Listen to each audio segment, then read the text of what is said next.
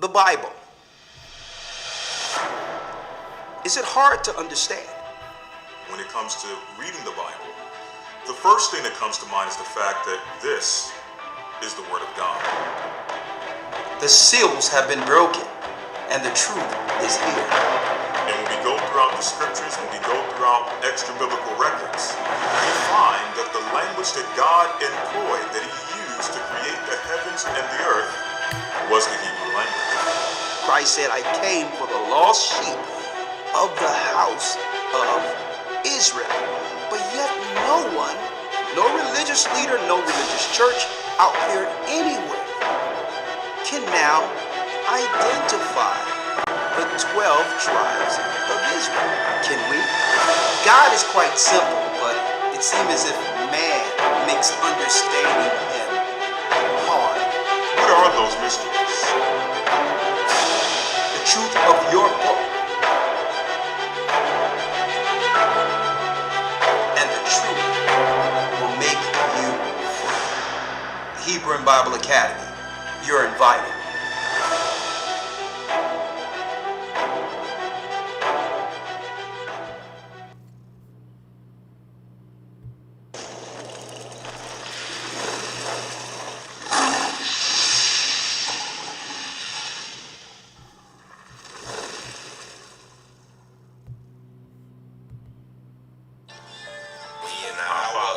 Which art in heaven, hallowed be thy name. Thy kingdom come, thy will be done, on earth as it is in heaven. Give us this day our daily bread, and forgive us our debts as we forgive our debtors. And lead us not into temptation, but deliver us from evil. For thine is the kingdom, the power, and the glory forever.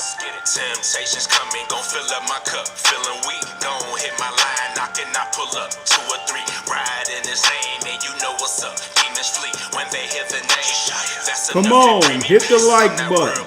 So and so I'm straight, itching ears. People die daily, but I know when truth is engineered. Tell them store rations, famine's coming, and the end is near. You gon' die as prophesied, they tell you not to mention fear. Players come and roll up your sleeves and take one of these. Seen the purge, never mind, you can see it in the streets. Get your passport, cause your ops coming. You need you a man, girlfriend, the cops not coming. Revelations been revealed, no longer with jigsaw. Hit the bank with a mask on and make a withdrawal. It's the new Babylon, baby, everything is legal. Change your name and your zip code and your chromosomes.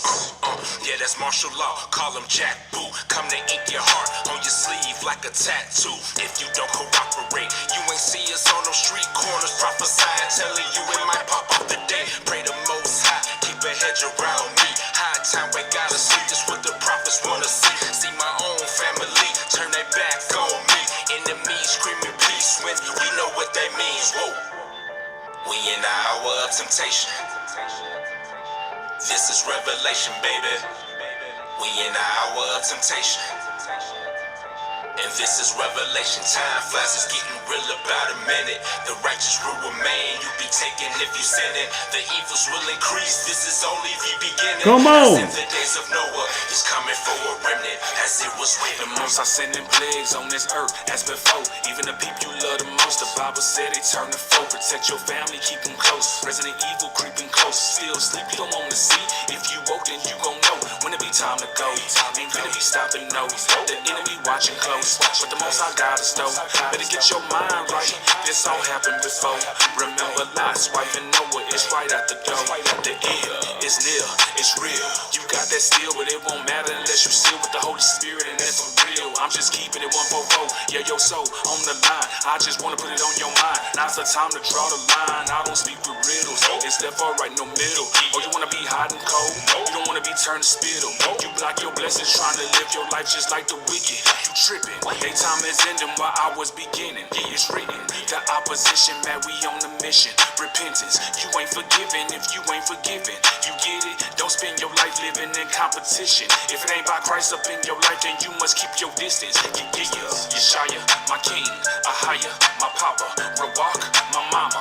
Not all that power, nada can stop us. We good. Endure this fighting as always. Don't stress, stay blessed and get your mind right. Get your mind right. Get your mind right. Get your mind right. We in the hour of temptation. This is revelation, baby. We in the hour of temptation. And this is revelation. Time flies, it's getting real about a minute. The righteous will remain. You be taken if you sin it. The evils will increase. This is only the beginning. As in the days of Noah, he's coming for a remnant in his white linen. It's about damn time, it's consummation of times. We judging Optimus Prime. Your cousin dropping the dime, so you in the coat. Or like that folk Christ said, all hell about to begin. Before we crack, I'm warming up and sitting on shares just like a hen. Before the cock crow, they gon' knock down dogs. No Pimp C, Lil Kiki, Cyclops like Skull. See the beam in your eye, I can spot that note. Plus the vengeance of the Lord, plus Christ my hold. Ready to insert they medical mercs. They ready to purge, then put up the hearse. They prophesying for the profit, but the people sign with no profit. See, I'ma tell like lobsters. You a shrimp, scampi, imposter. But the hope when you run, no eyes so cold. Blow the trumpet because some might not know. It's still like a diamond. We resting 1,000. The 7 is climbing. We on heavenly timing. Better get it shaky if you can't run from a dog. A higher was I, you know, we roaming the woods like a hawk. Decomposing their motives like them other parts that be under a law. We can see in the fog. We the chosen, unfolding a hopeless media fraud. Wizard of Oz, a key to the call. And I obeyed the voice of my teachers. That means during the whole process, the teachers were given instruction. And we decided during the most prominent time in this earth, the most prophetic time in this earth, after all the works we put forth, after all the love we showed towards the Most High prior, we decided at the very last hour not to listen. He set up teachers to instruct the people. And anyone claiming that they're not following teachers and they just led by the Spirit and read the Bible by themselves, guess who's in the house with you? Guess who your teacher is? The devil. Satan is your teacher. The Most High has an order in heaven and on earth. And it behooves every one of the people within this earth, with total humility, to find that teacher and give them double honor, or you'll be out there by yourself. And guess what, brothers and sisters? No one can contend against this hour of temptation by themselves. No one.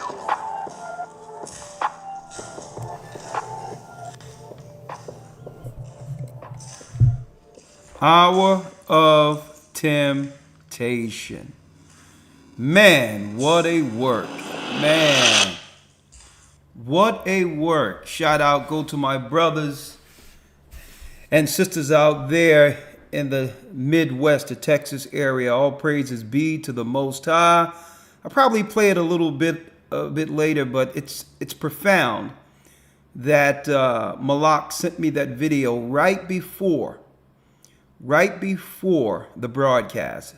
Blessing, brothers and sisters. Yes, we are in the hour of temptation, and I wanted to premiere that, and we have a lot more music coming down the pipeline, as well as we're going to be setting up a tour throughout the United States and throughout the world, where we'll be dropping all the music, all of us together, proselytizing, warning the people, and giving everyone who believe in Christ an opportunity to come under the hedge before it's too late. Before it's too late.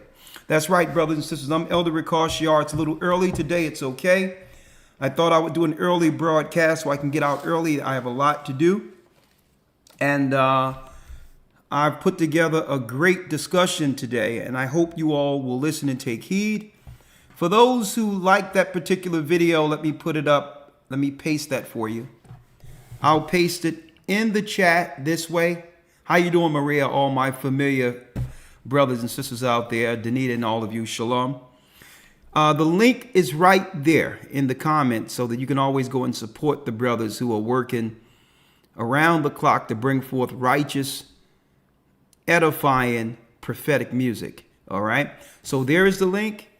And there's a lot I would like to talk about in the midst of this. I may bring in Malak at the end of this broadcast so he can let us know what he has going with music, production. And that was Malak behind a lot of the video production. So he's dealing with that on a serious professional level.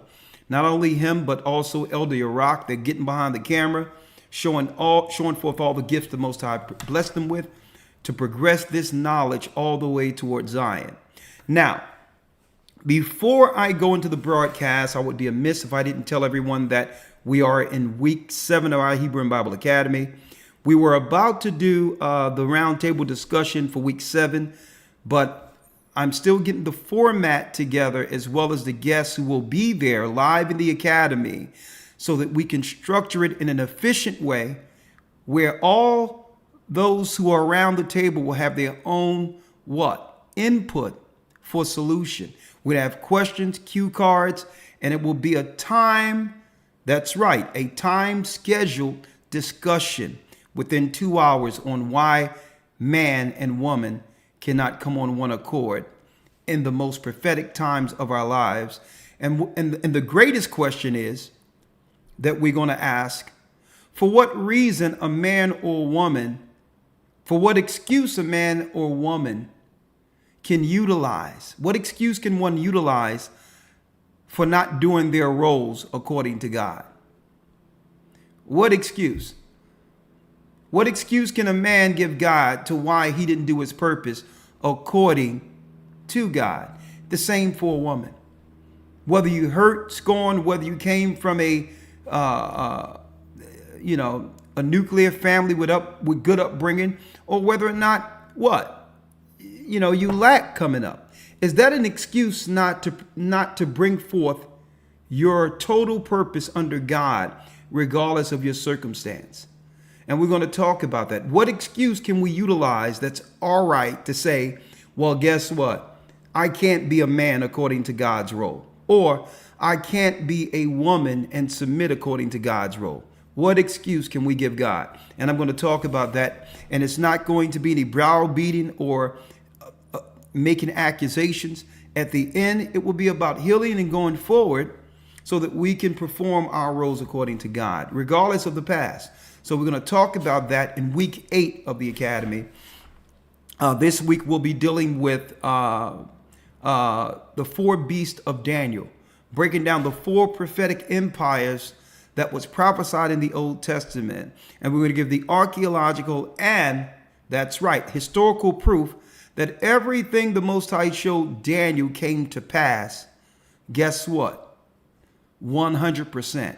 It wasn't one prophecy that was given to Daniel that failed. That and more this coming Sunday. If you're interested, go to historytimes.org. We're in week 6. We got a little less than 2 more months in this academy, so we're still dealing with invites. So if you like to come in and become a part of it, we'll give you all past lessons before week 7 comes in Sunday. Now, historytimes.org for that. Now that's enough because it's time to segue into the broadcast. What is the broadcast? That's right. Let's talk about it. Let's talk about it. Let's talk about it. The broadcast today. And bless you, brothers and sisters. Thank you all for your attendance. And please, as you know, hit the like button. Hit the like button for us, please, please. Today we're talking about a serious topic. Israel at the bottom of the pyramid. Now, why am I going into this particular lesson? Okay, we had a brother earlier who came on and asked, what do shalom means? Someone popped in, and it seems like that person had an Asian name. I don't know if they were Asian, and asked, what does shalom means? Shalom is a Hebrew greeting, or shalom in the ancient Hebrew. It only means peace. Peace, blessings. Okay? It's a greeting. So when you hear a Hebrew say shalom, it's nothing more than a cordial and respectful greeting in our ancient tongue, Hebrews. So you might ask, well, what do you see some black people and others, Hispanics and others, in the chat speaking Hebrew? Well, we are the original Hebrews according to bloodline and prophecy. We're the children of Israel. There's no such thing as black people, Puerto Rican people, Indian people. Those were bywords. Those were names placed on us during our time of servitude. God never called anyone black, Puerto Rican, Dominican, Haitian. These are bywords. These are labels. Okay, labels of servitude. We are the children of Israel. Okay, so that's our greeting. Shalom. Nice to meet you. And since we're talking about Israel, I want to talk about Israel at the bottom of the pyramid. And what does this mean for us spiritually, physically, and also politically, right? Right now in the news right now, right? I'm going to show you how we bring this around full circle, right? Let me pull this up so you all can see it in the news, right?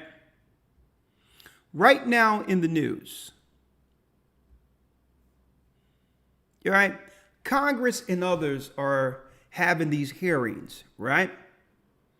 UFO whistleblower says United States recovered non-human biologics. Non-human biologics recovered by U.S. government, says UFO. Aliens, right? Now, some people might ask, well, why is the government talking about UFOs and aliens right now? And should we pay attention to that? Well, I'm under the understanding that anytime they put out something to have the world look one way, they're doing something else in the areas we're not watching. And understanding how some of these esoteric secret societies work, brothers and sisters, they usually use word and code, alien. We should be viewing another alien outside of this whistleblower's aliens. At the same time, they're saying that there's some aliens America have been interacting with for ages with technology beyond the United States. There's other aliens that they want us to ignore. Now, not that I'm saying that there isn't any truth to the United States as well as the world governments interacting with what you would call higher beings. They have always been controlled as servants by higher beings. Even back before the flood, when the fallen angels came down and set up cities, had Cain as king, constructed weights and measures to get all products under the power of one empire to destroy God's people back then, the sons of Seth, right? So I'm going to put it out there. They're not, when you see these whistleblowers, folks, number one, understand that there's always a misdirection with what they're bringing forth. If you want to deal with aliens and who are their true controllers, I'll tell you right now. I have a book right now, right? And I'm going to deal with it in the academy, and I talked about it. The Encyclopedia of Ancient Giants in North America. Okay? And I'm going to deal with some of the science because all through this book, when you do the research, since the so-called Europeans founded this world, they have been interacting with Nephilim, who was on this side. Okay? The North American Indians were in war with these so-called aliens or giants or Nephilim, the Bible calls them, in one war from whence George Washington witnessed and chronicled. Also, the first temple in Philadelphia, there's a great seat that no man can sit on because what? They're too short to sit on it. And people wondered who had that grand seat in Philadelphia, right there near City Hall, that Gothic building. It was Nephilim. Okay, what's going on in Area 51? They've always been controlled, folks, by higher being.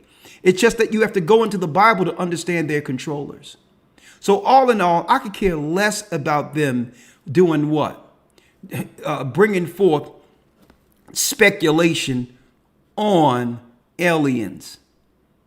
None of them can actually tell the truth, I believe, and live to actually talk about it. But if you want to know whether or not a higher life form is controlling things, you don't need to listen to a whistleblower. Read the Bible. That higher life force that is controlling things is Satan. He's the alien. And the fallen angels are his cohorts and fall under his authority until our God judges all of them. So I've been blowing the whistle, and others who's using this Bible for a long time, and you'll get more information from our Bible. That's right, whistle blowing than Congress. Now, speaking of that, I claim that I made a statement. I said when they're talking about UFOs, it's a misdirection. It's an outright misdirection. What should we have our eyes on when they speak of aliens? Well, let's go into it. Israelites, we're at the bottom of the pyramid. The same way they dealt with us politically in Egypt, they're dealing with us in these cities throughout all of the world, in these countries now.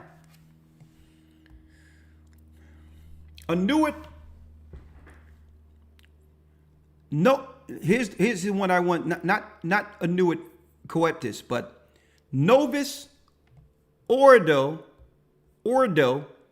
Seclorum, the Great Seal, the esoteric seal. That's right. This was stamped on the dollar bill. What does this mean? Novus Ordum Seclorum, right? Israelites at the bottom of the pyramid. What does this mean? Order out of chaos. Right? So let me break this down for you to why this is so important, this particular broadcast today. Politically, what's going on right now throughout all of the cities and the countries the children of Israel resides or are surviving. Okay? Brothers and sisters, there's an all-seeing eye, which is the eye of Lucifer at the top. And this is us at the base, at the very bottom of the pyramid. Now, in order to keep this status in place, they must create confusion at the base of the pyramid. That's right, the confusion must continue at the base of the pyramid. Now, the confusion is not up here. Why?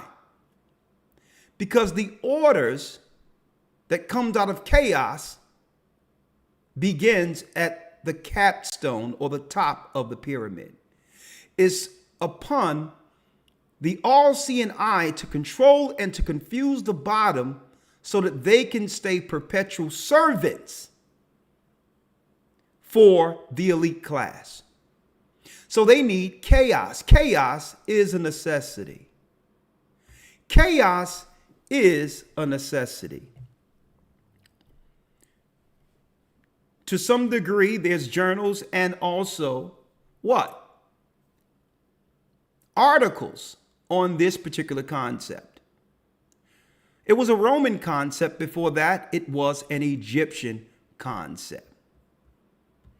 Some people ask, and I'm going to go over this, well, Elder Rawchaa, what do you mean? What do you mean that it was a Roman concept and before that it was an Egyptian concept? Well, it was order out of chaos, misdirection to what led us into total servitude for a little over 200 years in Egypt. Okay, let me break it down to you. When our forefathers Jacob and his sons came into Egypt during the time of famine, we were the what? We were the political hierarchy in Egypt. We were the political hierarchy. At that time, all the Egyptians had to take the gods out of their temples. Only one God could be served, and that's the God who saved the world, the whole Mesopotamian era, by doing what area? by giving Joseph and our family the knowledge on how to store food in wake of a 7-year famine. Now, this is how Egypt consolidated all power. It was because of our people, Egypt became rich. The Shemitic Israelites who came into Egypt with the knowledge of how to what? How to save the world. We had the science, ingenuity, and understanding from the God of Abraham. Now, instead of the Egyptians respecting our people, saving them, they feared that with all of that ingenuity, we would one day align ourselves with their enemies. With all the science and knowledge that made Egypt great, they feared that we would one day, that's right, circumvent them and overtake their country. So they conspired, order out of chaos. And you know what they offered us? In the book of Jasher, brothers and sisters, I'm going someplace with this, so please take notes of what I'm telling you here. In the book of Jasher, they was able to finesse and misdirect us, order out of chaos, by offering us jobs. And some people say, well, jobs is a good thing. Well, no. Politically, it was about getting our people out of a political position of power and influence from what? From Upper Egypt. We were shaping the legislation.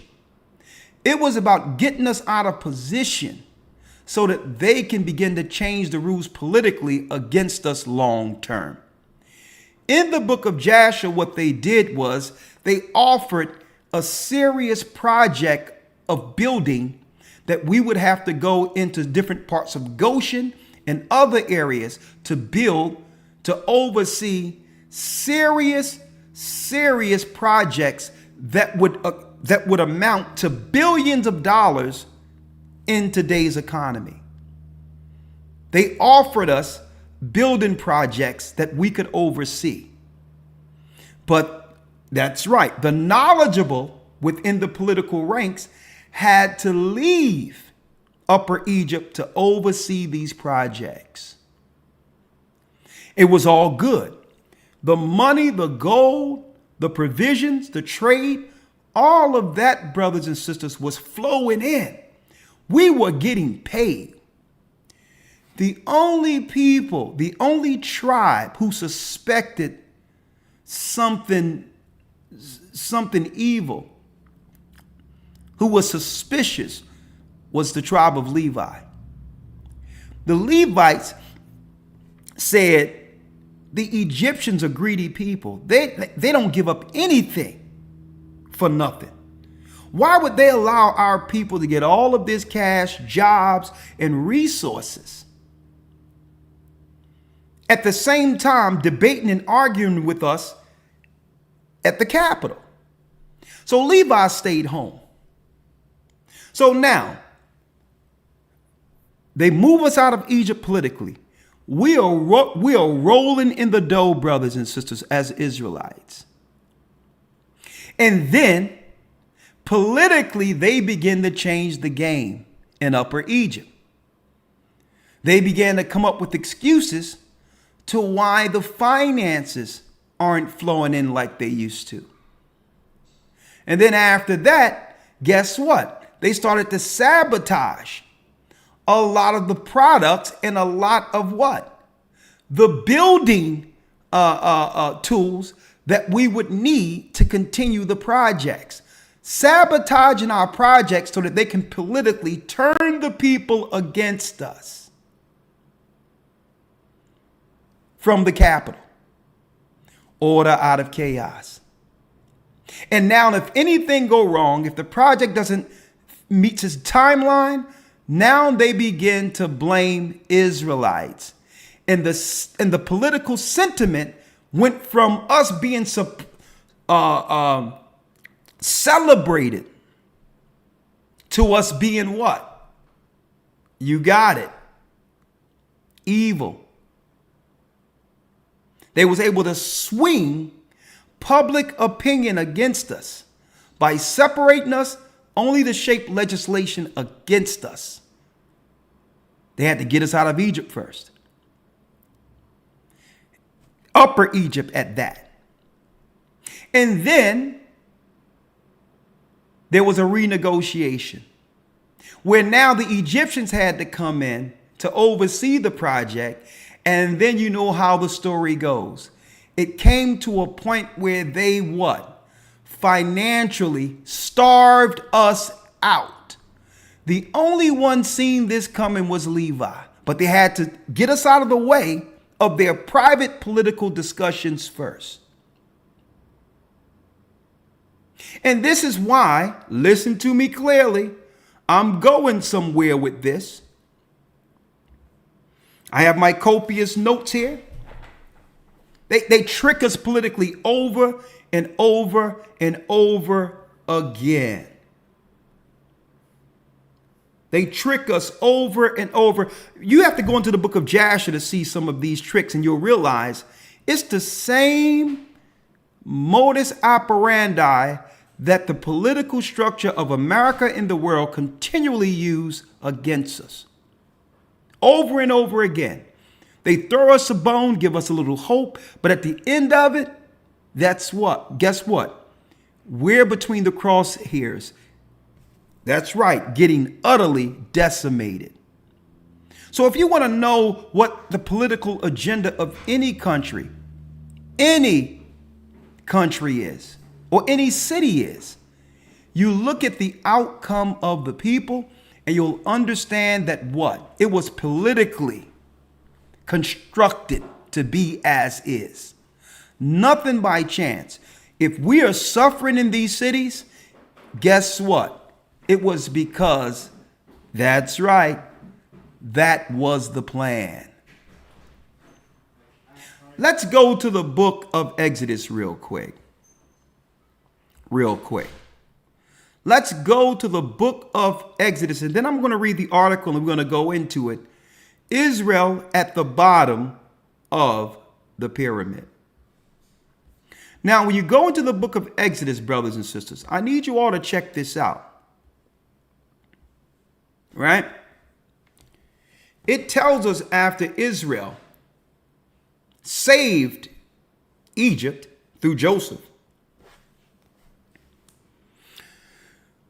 that the children of Israel were fruitful and increased abundantly and multiplied and waxed exceedingly mighty, and the land was filled with them. Folks, we were multiplying beyond control in Egypt. And this is what they feared. Not only our knowledge and our influence, which made Israel great. Abraham and our fathers had alliances with other countries that they feared that we would do what?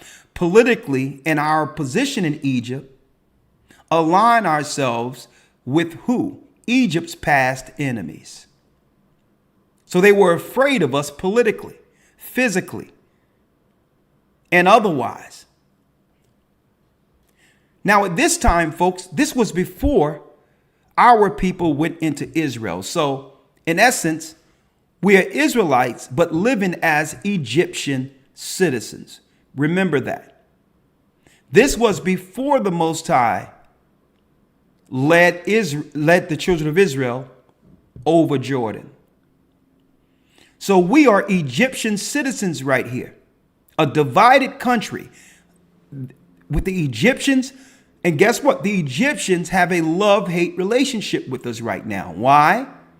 Because they need us based on the greatness of our God, right? But they hate us, right? Being intimidated or afraid of what we might become to eventually politically overthrow them. In their minds, they were dealing with a serious paranoia. They were paranoid, love, hate. We love the ingenuity, the greatness, the talent of these people. And because by default, we're great. But we hate the fact that one day they may turn on us. So we must politically control them.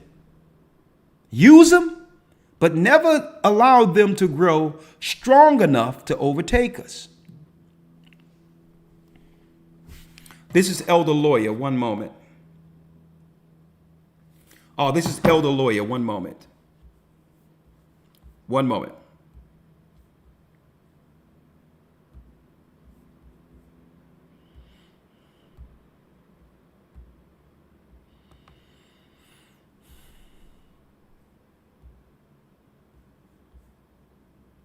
One second, folks.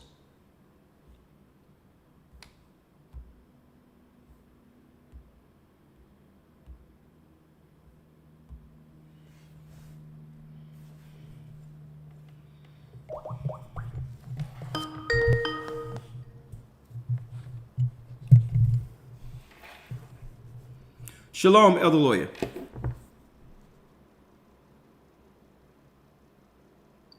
All right. Shalom. Oh, yes. I can see and hear you loud and clear. That's great. Elder Lawya is in the house. Let me bring Elder Lawya in. Thank you for coming in, Elder Lawya. Sir, I'm not sure if you can hear me. Yes, I can hear you. I can hear you. Okay, I can hear you now. All right. You good? Yes, sir. Yes, sir. All right. Thank you for Elder Lawya. I know I'm doing it a little earlier today, but let's bring you in one moment. Yes, sir. I don't know how much you've heard up until this point, right? But you can jump right in with it. If you can, please go to Exodus, the first chapter for me. Yes, sir. All right, the book of Exodus, chapter 1. Okay, 1 second. Let me pull you in so they can see you. Yes, sir. Okay, you're there. That's number 1. All right, let me take you down here to go to the Bible and bring you in here. Okay, there you go. All right, Elder Lawya. I don't know how much you've listened so far, but I can just let you all understand what I'm going into. The order out of chaos, how Israel in Egypt and now were meant to be according to the powers that are in place at the bottom of the pyramid. And their modus operandi is to use order out of chaos, to keep us confused, but at the same time deal with us politically, to not get in the way of their agenda, their plan they have for world domination. And I also went into how they tricked us out of the political offices and offered us what would amount today a multi-billion-dollar contract to go someplace else to oversee a construct outside of our political positions. Right. Because a lot of people don't understand the Bible in of itself explains how we as a people are politically tricked over and over and over again by our oppressors. Christians even say don't go into the Old Testament and all that because they don't want us to understand the political construct that was actually created against us. It's an Egyptian model, right? So now I'm at Exodus 8, and let's go to where Exodus 1 and 8, where there arose a king who knew not Joseph. Come on. Yes, sir. The book of Exodus, chapter 1, verse 8. Now there arose up a new king over Egypt, which knew not Joseph. And he said unto his people, Behold, the people of the children of Israel are more and mightier than we. Come on, let us deal wisely with them, lest they multiply, and it come to pass, when there falleth out any war, they join also unto our enemies, and fight against us, and so get them up out of the land. So get them up out of the land. See that, folks? So how did they get us up out of the land? It wasn't through war, because why? We were favored. We were loved, even by many of the Egyptians. But the political construct, the leaders of Egypt, even the priests, feared our multiplying, because eventually we would overthrow them in their minds. And guess what? The gods of Egypt would cease to be worshipped in Egypt, and we would become, that's right, the face of Egypt. They feared this. So Jasher, and guess what? The king that rose up wasn't Ramesses. That's a bold-faced lie. This has nothing to do with Ramesses. Ramesses was never in the picture here. Ramesses came 200 years later from the time we were in Egypt. So that's another bold-faced lie, right? Now, it tells us that they feared us multiplying. Read. Yes, sir. Moving on to verse number 11. 11. Therefore they did set over them taskmasters to afflict them with their burdens. And they built for Pharaoh treasure cities, Pithom and Ramesses. Those were just locations that you can find in the Bible, but these Ramesses wasn't a pharaoh during this time. That's a location of what? Of a king who came up later. So how did they get us to fall? Think about this.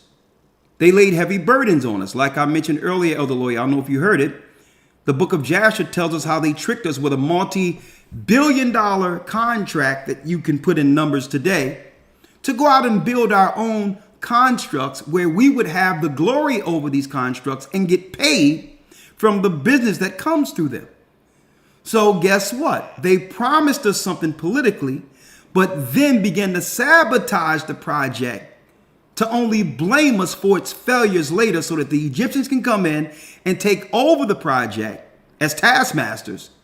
And now a serious decline have begun politically against our people. And it has worked perfectly. They got us out of the seat of influence in legislation. Made us what? That's right. Gave us a contract so that we can use that ingenuity and mindset to build what? These constructs. But now there's no political influence in favor for our people, Semites, Israelites in Egypt. We have no representation. So now they just got to sabotage us to a degree in which what? They can now destroy us politically. Read on. Yes, sir. Verse number 12. Come on. But the more they afflicted them, the more they multiplied and grew. And they were grieved because of the children of Israel. So they had to put what? They had to put a Planned Parenthood in place. A Planned Parenthood type of concept. Right? It's counterproductive if what? We move them politically out of the land, but yet they continue to multiply. If they continue to multiply, then the legislation would have to be leaning towards a growing constituency. There's no way that we can ignore millions of people who are Egyptian citizens without being deemed impartial and racist against these people. So in order for us to not look racist, we have to get in front of them to do what? To stop these people from growing as a nation in Egypt. And understand this. Hence the reason why they've been finagling with our population numbers in America in particular. And no matter where we are, they finagle with our numbers. Number one, on their bogus maps for years, they made Europe, or they made England almost as big. They made the UK almost as big as Africa on their what? On their maps and globes. When you can put the whole UK into Connecticut right now. So they make us believe they're greater than us, but that's not the piece I wanted to focus on. we've been 13 to 15% of the population since they've kept the census. They make you believe that we've never grown, that we're only 13 to 14% of the population in the United States, which is almost impossible. That means for every person that's born, that dies, another must be born in its place to the number. They would have you believe that for every person that died, one is born. So they've been playing with our numbers. Why? If they tell you the exact number of us, then they would have to lean politically towards that constituency and do what? Carve out more of the budget towards that population. I'm dropping something on y'all right now. So they finagle numbers. If we're more than 13%, then they have to align the budget according to that number. And many of us don't even answer the census and all that. Whatever the case is, they want to keep us at what? A certain percentage in the United States so that they can only be what? Accountable to giving all of our people who built the country 13%. Right? And then they'll have to break that off amongst everyone else based on what gender they identify with, what their sexuality is, whether or not they're brown or black. So guess what? That 13% is cut up in like 20 pieces based on all the minority groups. Whether you're black, identifying as a black man or black woman, that's two separate groups. So what did they do? Let's talk about it. Let's talk about it. So let's go down, Elder Lawya, to the 15th verse. Yes, sir. Verse number 15. And the king of Egypt spake to the Hebrew midwives, of the which the name of the one is Shiphrah, and the name of the other Puah. Come on. And he said, when you do the office of a midwife to the Hebrew women, and see them upon the stools, if it be a son, then ye shall kill him. So here it is. Aim towards what? Aim towards the daughters as a constituency. The boys are the threat. We can re-educate the women or the daughters to do our bidding as an Egyptian woman. Even though she's an Israelite, we'll give her caveats if she stand with us against her own nation. We'll educate her. We'll reprogram her. We'll instill benefits if she stands for the political structure. And she can teach the children fear of government. So it doesn't matter how many children the girls have, they'll all be reprogrammed to understand that it's power in standing for Pharaoh, the president. So the less boys, the less men we have to fight in the future. He didn't say kill the daughters, because the daughters can be utilized, what? As human incubators for their nation and other races of people. So either way, they win if the boys are targeted. If the boys are destroyed, guess what? Egypt fears not the prophecy. What prophecy? Of the children of Abraham one day rising into prominence. So he got with the nurses. And it doesn't matter, folks, I'm going to tell you this. It doesn't matter if jobs are lacking. There'll always be a job in the healthcare field to be a nurse. Okay? That job will always be in place based on the Egyptian model. Because this is the trusting occupation, right?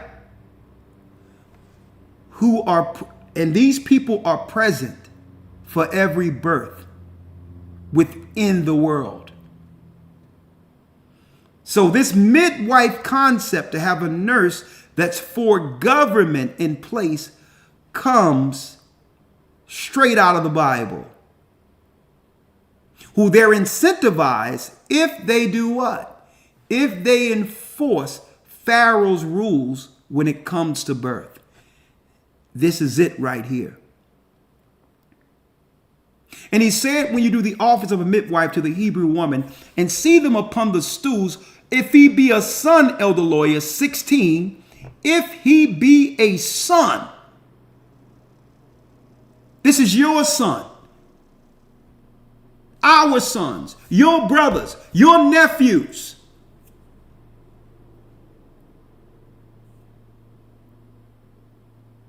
If it be a son, read.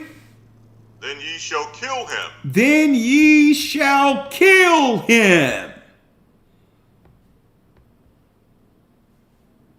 Read. But if it be a daughter, then she shall live. Let her live. We can educate her to do our bidding. But the boys are a threat. Prophets come through the men. Priests comes through the men. Kings come through the men. Going back, Elder Lawya. Yes, sir. They want everyone to focus on aliens, while politically, ignoring the real aliens. One moment. One second. One moment.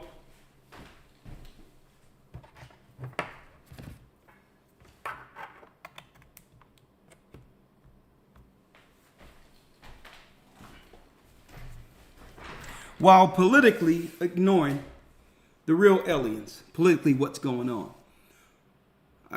Everyone, Elder Lawya, real quick, let me pull you up, is talking about now everyone need to look into the whistleblower of the UFOs. And I said, listen, if they're saying one thing,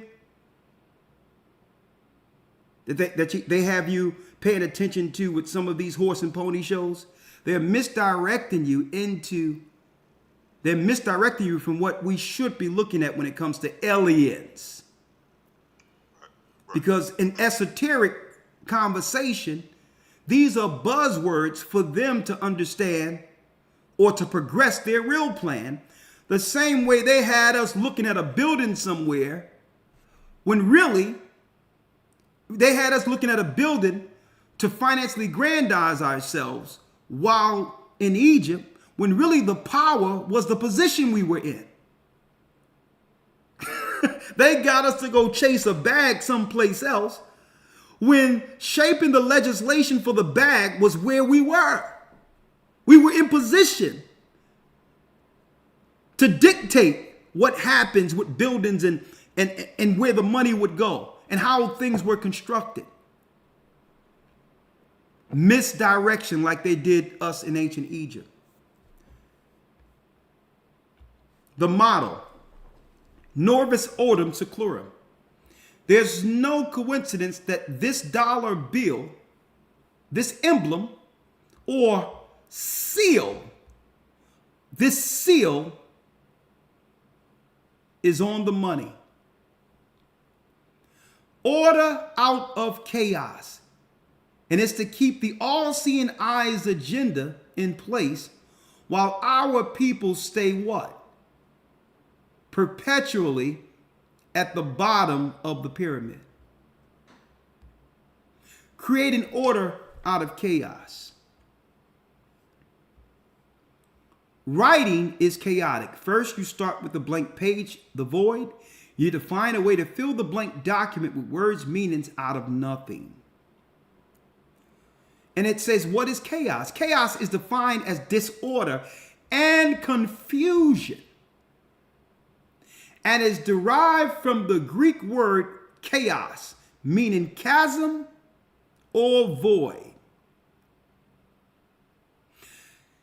Chaos can take various forms in our lives, including messiness, uncertainty, confusion, a lack of understanding. This might look like a poorly structured company that lacks clear roles. So in a nutshell, I'm gonna go here in a second, Elder Lawya. It's showing you how the powers that be, brothers and sisters, utilizes chaos as a tool. To us, chaos is wrong. See, even the Most High says he's not the author of confusion. You can't get to the bottom of anything in the dark. But not on the dark. But if you're working for the dark side, the darkness is everything. You're the all-seeing owl who see into the dark. You're the illuminated one who's in the dark. You use that darkness to gain power. You confuse the people, and through that confusion, they'll do your will if you can convince them that you have the answer to the chaos they've created. See? That's right, folks. They create the chaos.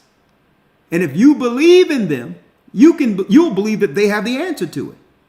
And that's the whole point. It's a model that was picked up it was used by the Egyptians, picked up by the Greeks, later used by the Romans. And now it's the tool of the elite.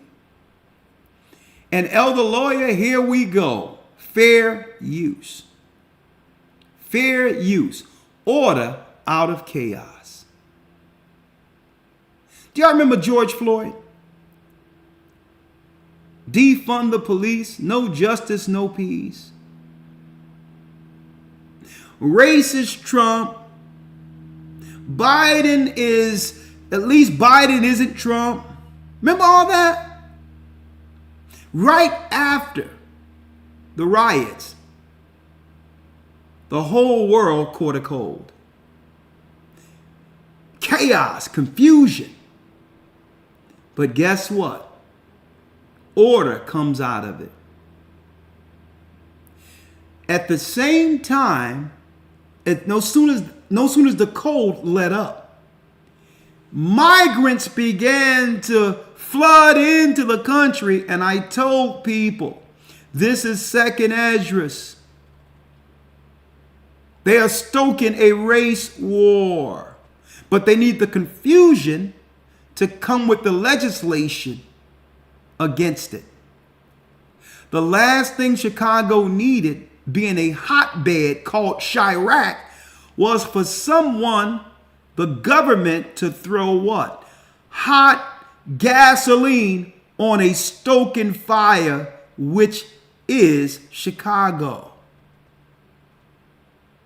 New York. Fair use. Fair use.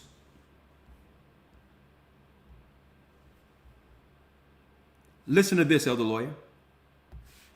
Frustration, anger, and confrontations all on display as neighbors in Woodlawn gather to talk about what they call big problems at a nearby migrant shelter. New at 10, CBS 2 political investigator Dana Kozlov takes us through what happened. Let them talk so they have a voice. A call for order during a heated meeting at Woodlawn's Apostolic Church of God. Who's helping me? The focus? This migrant shelter in the old Wadsworth Elementary School. I would ask you all to go out there at night, in the middle of the night, and see what goes on.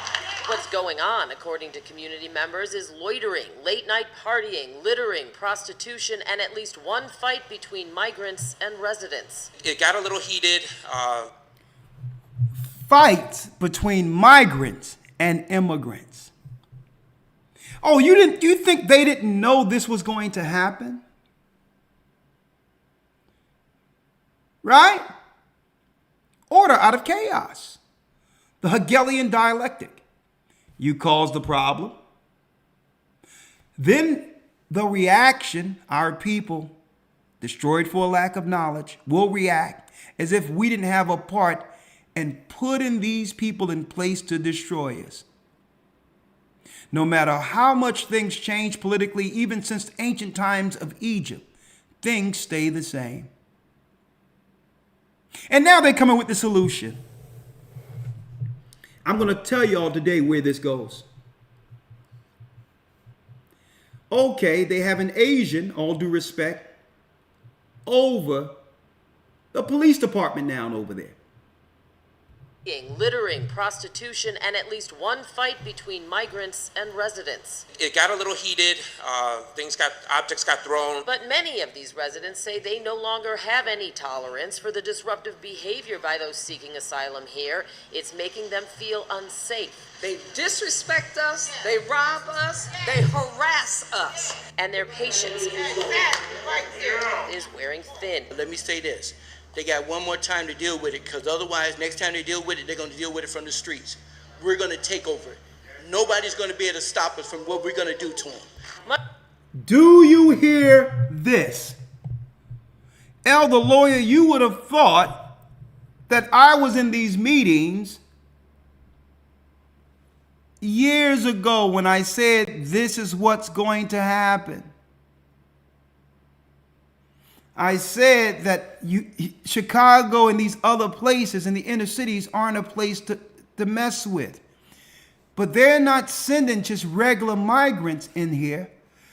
You have people making allegations or accusations that these are gangs that are coming in from these cities with gang rules and plans to take our people out of the way.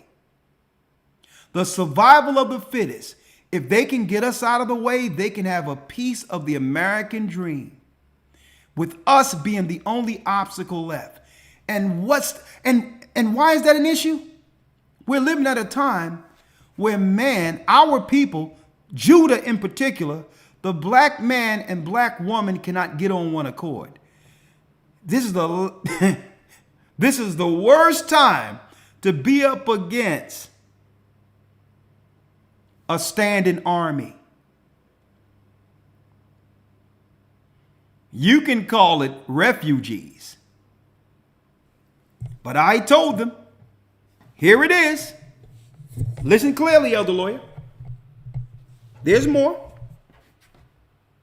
Much of the residents' anger was directed at city officials in attendance, including 20th Ward Alderwoman Jeanette Taylor, Chicago Deputy Police Chief Stephen Chung, and Family and Support Services Commissioner Brandy Kanazi.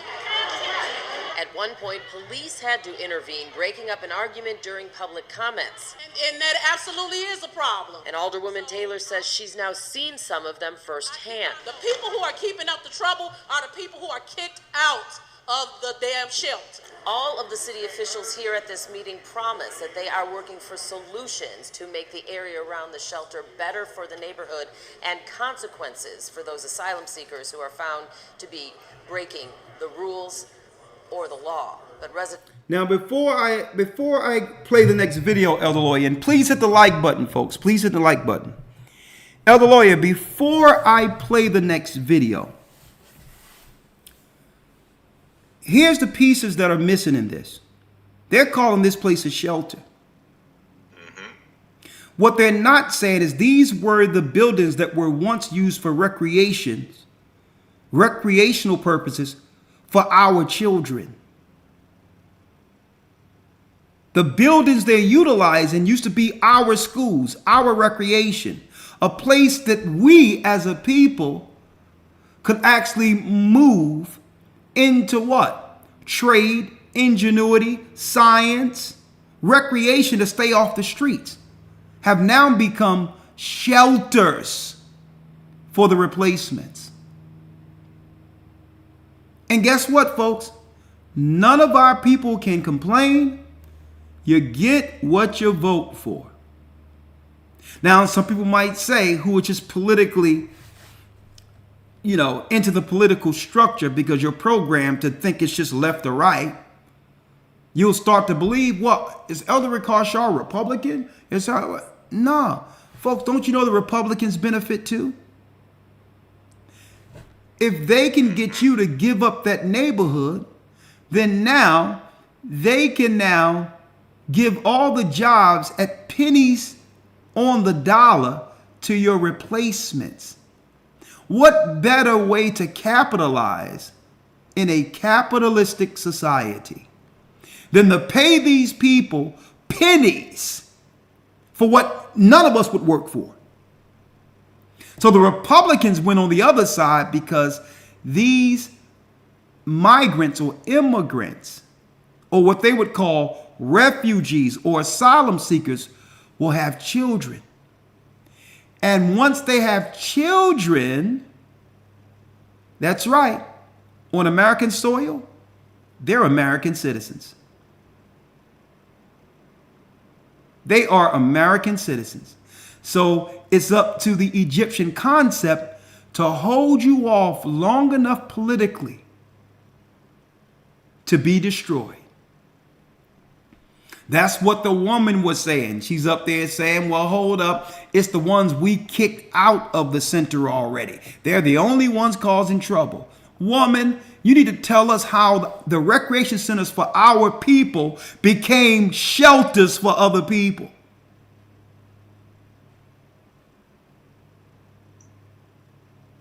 That's what you need to say. Not talking about some bad apple conversation, moving the bar. How are the places that was once used for recreation for boys in particular have turned into shelters when our men cannot find jobs anywhere? It's over. More. I'm going to show you where I'm going with this. 1 second. Residents say they want to see something happen and something change immediately. In Woodlawn, Dana Kozlov, CBS 2 News. Adding more staff at the shelter and holding migrants accountable are two actions city leaders say they are taking to address ongoing concerns. Adding more staff, money. Now there's something else, Elder Lawya. They're also discussing, while everyone is talking about aliens in Congress, whether or not America is linking them with aliens. It's the illegal aliens that everyone are ignoring. Now, I don't have a dog in a fight. I'm using a political name that's what's is. I'm just telling you what this means. They are stoking a race war. Not just between blacks and whites, but our people within the inner cities when it comes to the 10 tribes who has now been given refuge. And check this out. There's something else. Check this out. Fair use. Fair use. Fair use. Fair use. And we have a few scriptures to go over. Fair use. Chicago again.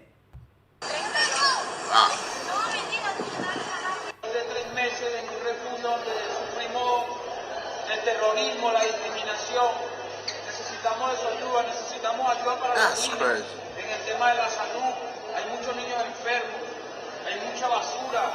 I want to say real fast to the black community of this town, in the words of Malcolm X, we've been hoodwinked, run amok, bamboozled. Mayor Johnson, I need you to listen. I need y'all divided attention so that you can hear what the soul of Chicago is like. Ooh, talk to him. Get him. That probate division. It's not just the immigrants that's coming in and bogarting our communities. That probate division with the public administration office is illegally taking our properties. Shit, I'm playing. You heard that, Elder Lawya?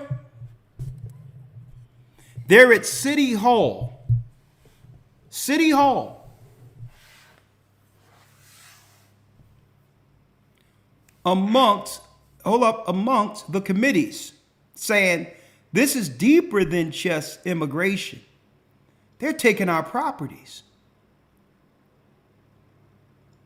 They are taking our properties. If this doesn't sound like what happened in Egypt, we go to one place and we come back with an entirely different status, replaced under what? Under order out of chaos.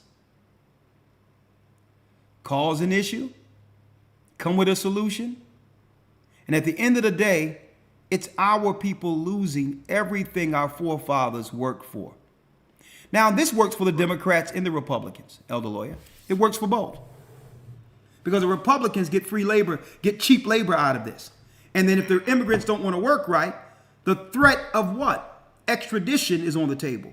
So you get obedient servants for a long time to work for less. And at the same time, get rid of that enemy. Like it was read of in the Bible. Get rid of Judah. More?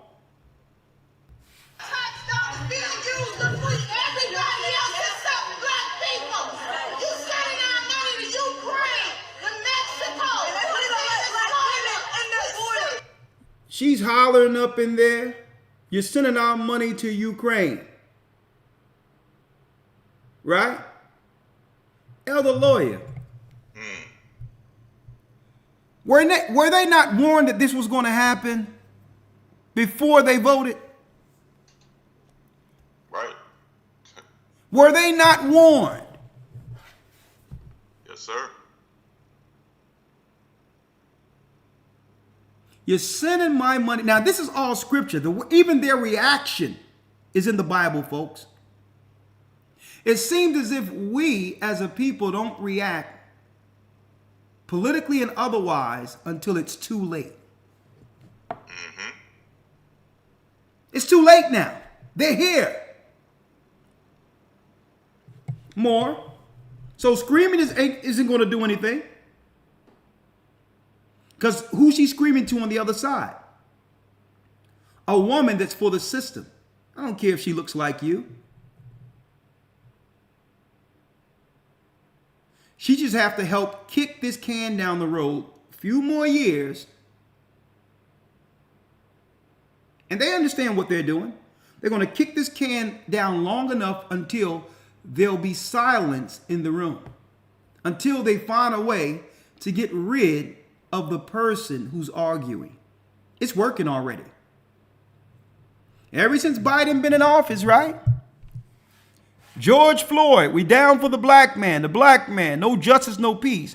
And you had more white people and liberals and everybody else marching and stoking confusion than our people. I'm like, hold up, how can this be a black thing when you got gays standing up talking about George Floyd, Marxists standing up, you have white liberals standing up? Right. I'm like, when have any of these people ever cared for black men?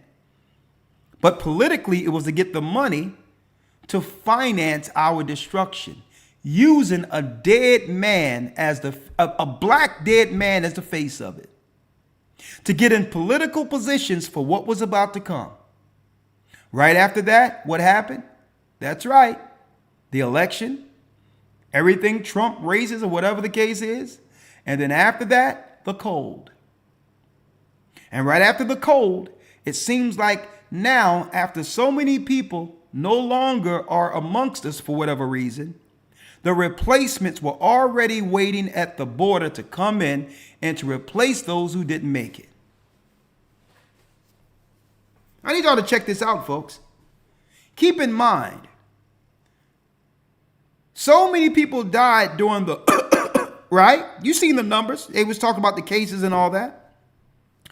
Why haven't the population numbers in America changed much? Why it's still the same population? Food for thought.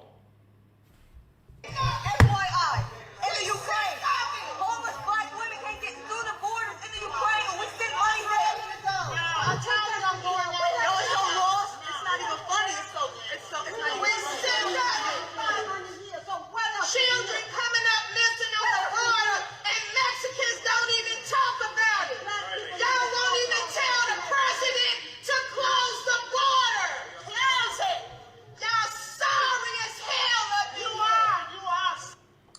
told you they are not playing. They are there. They're speaking. He said, I told you they are not playing. Guess what? Here's more.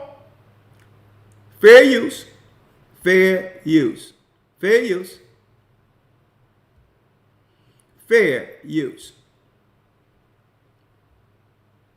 More.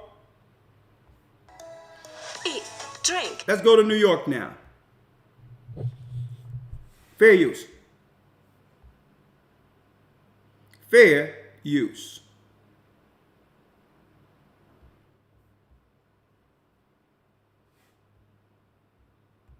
Our other top story this morning, Mayor Eric Adams says the city has run out of shelter space for migrants and the crisis will probably get worse. The mayor stated that there is simply no more room to house asylum seekers indoors. Lizette Nunez has more from the... Folks, this news just came out a few days ago. Remember, Adams, a black man voted in.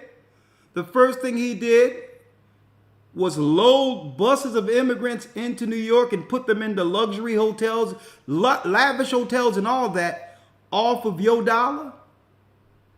Now he's going to claim after doing so that it's a crisis. Order out of confusion. This is how Israelites stay at the bottom of the pyramid. The people are suffering in New York already. And what do? You open up the floodgate to those who are suffering from other countries to compound the oppression that's already in the ghettos.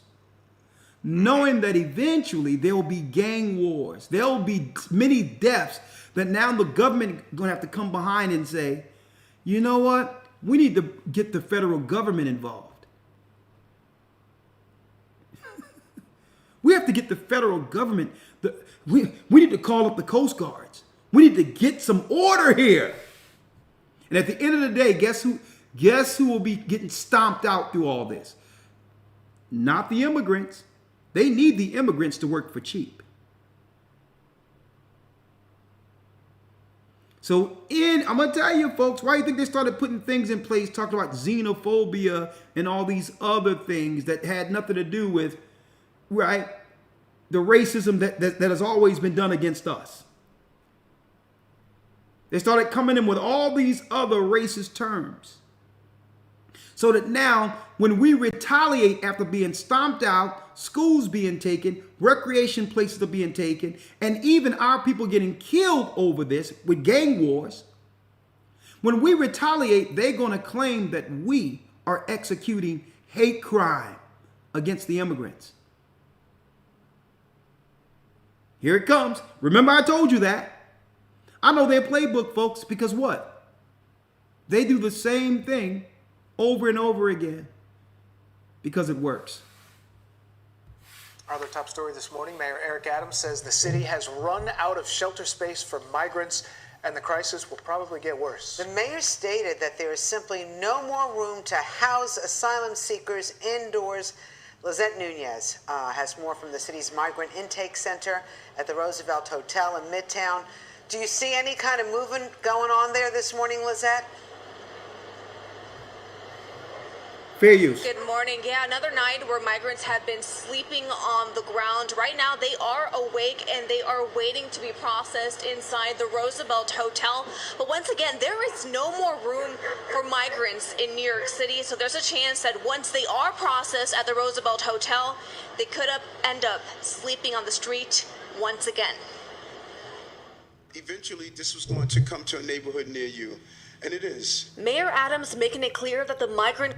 He said, Elder Lawya, eventually this is going to come to a neighborhood near you. As if he didn't make the announcement before all of New York that this is what?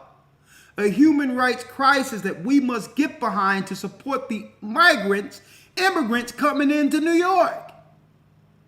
Right. See that? And this is why I cover things while it's happening, so that y'all can see the straight hypocrisy and lies that come through these policies. What really are they planning here? Now they done swung to the other side. I told you it's coming to a city near you. Now it's time for us to do something about it. Order out of chaos.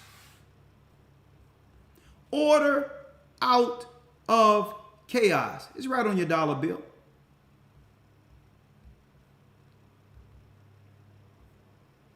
Crisis has reached its breaking point in New York City. The Roosevelt Hotel has been serving as the city's migrant intake center and shelter for migrant families. But now there is no more room, and migrants can be seen wrapped around the block, sleeping on the street. It's not going to get any better. It's not going to get any better. Elder Lawya, how do you help an already hurting population of homeless? How do you help your population of homeless? By bringing in the homeless from other places. And there's something to be said about some of, the mental health of some of these people, because what are they releasing an army of what? Demon-possessed people to be utilized? That's a whole nother topic. He's saying what? It's not going to get any better. It's not going to get any better. Hey, folks, black people voted him in. Black people was behind this guy, believed in him. He used all the trick verbiage and talking points to have you believe that he was for you.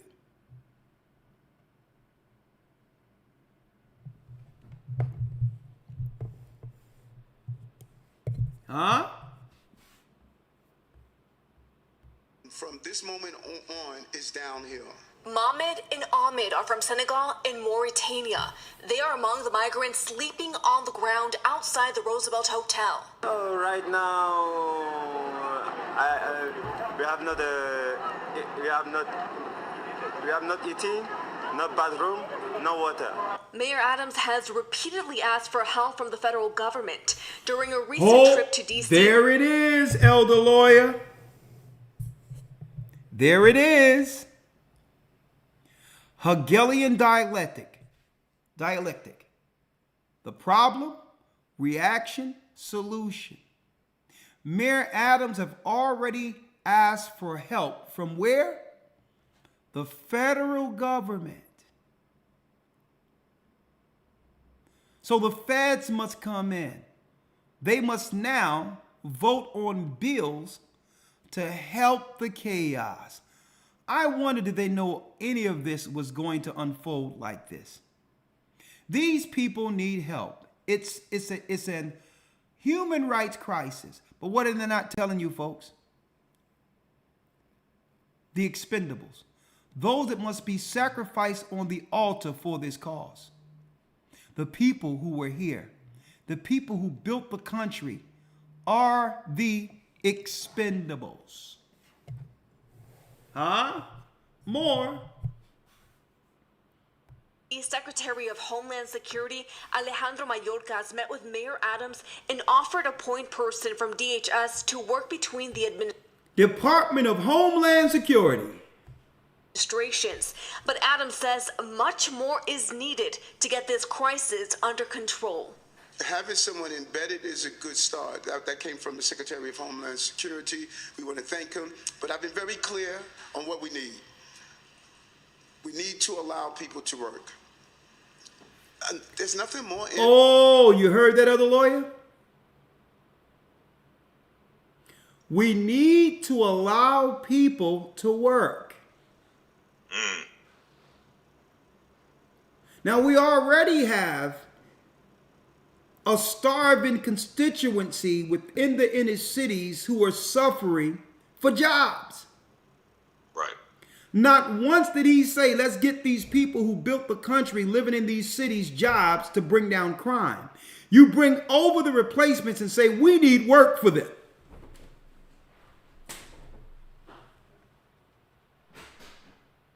Not for the people who voted him in. Nothing no legislation whatsoever is getting shaped for the people who voted him in. He says these people on the streets, they need housing and they need jobs. And you know what? There's no one in the red states or the suburbs going to give them housing. So I wonder where they'll push these people. I wonder where these people will live, go to school. And how will they make room for these people? You think our people are going to readily just lay down? No.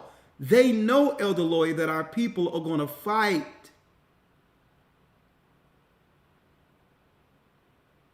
They understand that this is survival, and they've placed the people in what? In a predicament without options. The only option the people have to survive, because our people can't go nowhere. We'll be forced to fight our people. And at that point, the cameras rolling will claim that there's what? There's criminality and crisis in these neighborhoods that only the UN military and other military can quell. Martial law. American, then you can't work. We need to control the border. One thing the mayor also touched on is that the migrant crisis is also impacting businesses. So just 2 doors down from the entrance of the Roosevelt Hotel, there is a coffee shop and then also a shoe shop. But there is very limited access to any of those businesses because, once again, migrants are camped out and they have been sleeping here the last couple of nights. Don't worry about it. They'll lose business. Okay. They'll lose business. Eventually, the same business owners are not going to be able to make ends meet or pay their taxes. And I'm sure some people will come in and swoop up that property for pennies on the dollar. Don't worry about it. It's already planned. It's a win-win. Okay? Some of the money changers and operators for real estate in New York is waiting for those shops to close down, only to be able to do what? Regentrify and make those shops into what they're planning to do with them. That's a win-win too. Latest here from Midtown, Roseanne and Dan. We'll send things back inside. So, Lizette, before you go, as you know, the mayor has gone to D.C. several times to talk to the president's administration about help. The president right now is taking a vacation. He's on the beach in Rehoboth. They said they were going to bring a monitor to New York to check things out. Do we have any idea when that might happen? No, we have not heard that. We know that they have been in contact with The president is at the beach, okay? the Secretary of Homeland Security, Mayorkas. But once again, the mayor put out a statement when that meeting with Mayorkas happened, but they still did not have exact details on really what that plan would look like and how soon they would be able to see that monitor. But once again, we've also heard the mayor mention that they want more federal funding. That still has not come. There it is, the bag. See, you got to know what to listen for. More federal funding. At the same time that they're telling our people who built the country that you aren't entitled to reparations. Okay? We have $1 billion for the Ukrainians who had nothing to do with the building of this country. We have billions of dollars for the immigrants and housing that used to be our institutions to house those who had nothing to do with building the country. And then we have billions of dollars, right, in federal funding to help these poor immigrants who are sleeping on the streets. Folks, it's a win-win for Democrats and Republicans. Because as far as I'm concerned, Democrats, when you do the history, were behind hanging us in the South. Democrats constructed the Confederate flag. They were the ones we were running from in sheets. Okay? So the liberals took off the sheets and became our friends. And through psychology, along with the ignorance of our people, have destroyed us inwardly. This is a win-win for both sides. The Democrats win because they've always destroyed us. And the Republicans win. Because why? That's right, folks. They believe in what? Smaller government, lower tax, and what? Capitalism. The Republicans benefit, as well as the Democrats too, by what? By setting up jobs with what? Low wages. For people who would work for low wages, $1.75 an hour is exponentially more than what they make in their countries. They'll be able to, if they want to, reset the minimum wage down the line with no pushback. Why? Because the other option is America threatening them by saying you can get with this low wage or go back to a country you've been starving under. That's right. A country we've turned third world. So the Democrats and Republicans benefit from this. And what's deep, folks, is the greatest voting bloc of the Democrats for decades have been our people.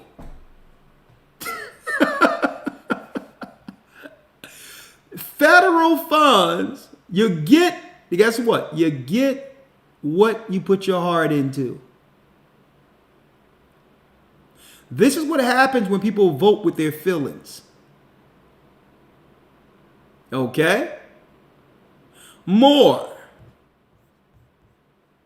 From the White House, Rosanna. All right, thank you so much, Lizette. Yeah. Now the funding is going to come in place, right?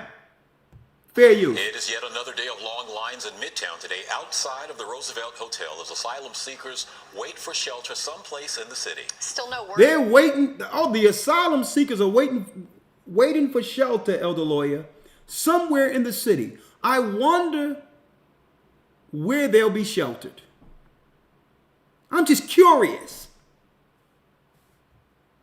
On how the city plans to respond to this sobering crisis. Fox 5's Christine Russo joins us live from outside the hotel. Folks, are our people in the ghettos not in crisis right now? Are we more important in these ghettos? Are we more important after fighting in every war the United States have ever waged in this earth? Are we more important than migrants? Are we more important than Ukrainians? Are we more important than the letter people?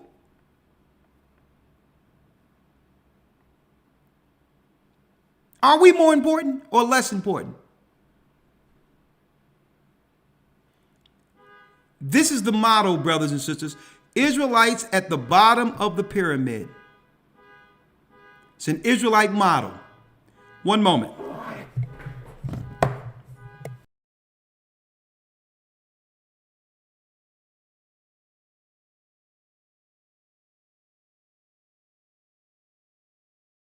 Heard a car going off out there. An Israelite motto here, right? Now, for those who missed it, Norvis Ortum Seclorum, New Order of the Ages, is one of the two Latin mottos on the reverse side of the Great Seal of the United States. The other motto is Annuit Coeptis. The mottos were coined by Charles Thompson, the Secretary of Congress of the Confederation. Thomas derived the phrase Novus Ortum Seclorum from a poem by the Roman poet Virgil. He wrote that the phrase signified the beginning of the new American era. That's right, Rome's deadly wound was healed. As on date of the Declaration of Independence 1776, which was depicted in Roman numerals at the base of the pyramid on the seal. Folks, since Egypt, we've been placed systematically at the bottom of the pyramid, being politically tricked over and over while they plan to destroy our men. The Egyptian model. The Egyptian model. That's right, folks. Black Nort Robas, I'm going to call it that, deletions of children. National statistics. Since 1973, and this is an old stat, more than 20 million black babies have been deleted. Since the 1973 Roe versus Wade U.S. Supreme Court decision legalized deletions in the country. The highest numbers fall on Hispanics, and or the greatest number are black babies. And think about this, Elder Lawya. Let me tell you, what would Pharaoh, how much Pharaoh would have paid for a system like this?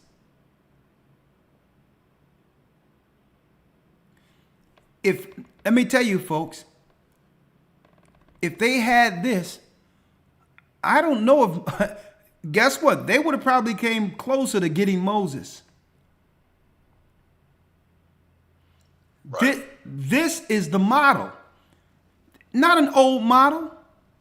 Not an old model. This is an Egyptian model they're using on us. Well, why our people keep falling for this trick over and over again? We don't want to embrace that we're the people of the Bible at the bottom of the pyramid. That they must keep us suppressed in order to do what? To sustain and grow their empire. They're the monster, and we're the food. At the bottom of the pyramid, so they must throw us crumbs, give us small promises to keep us at the bottom, and once we grow to some understanding, put a systematic political system in place. Incentivize the people who value money over nation as taskmasters to destroy any dissent that would come against what freedom looks like.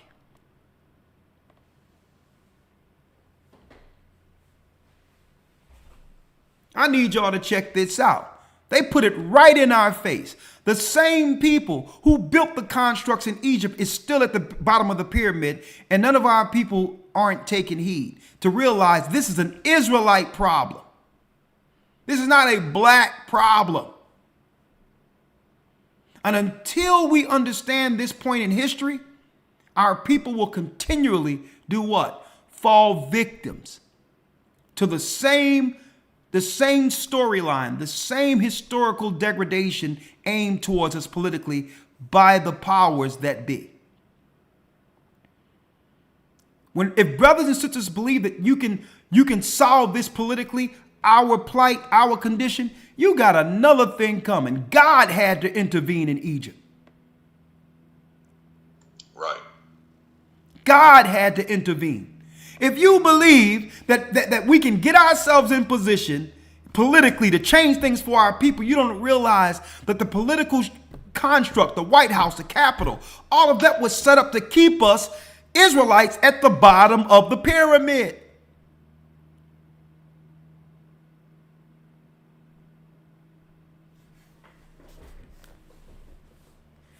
There's no hope in this. Elder Lawya. Yes, sir. Let's go to Isaiah 30 real quick.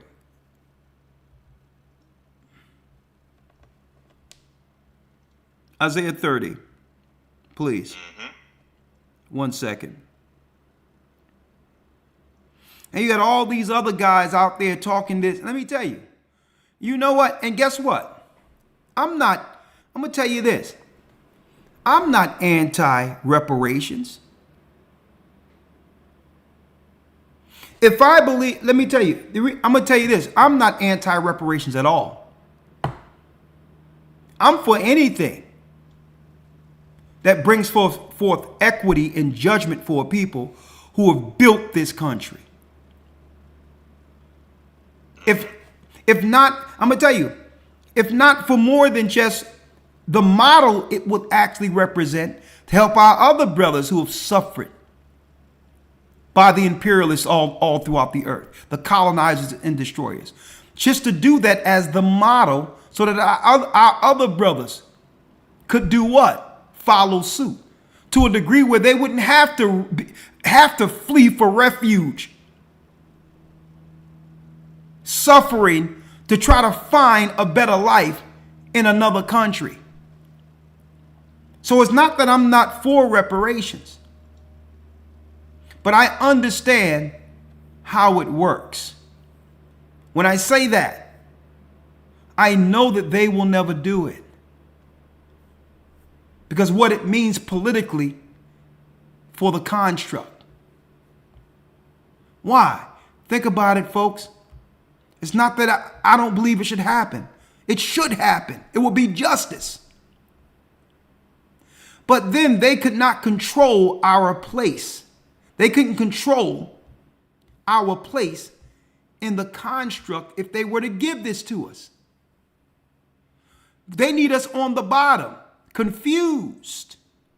Through the confusion, they can utilize us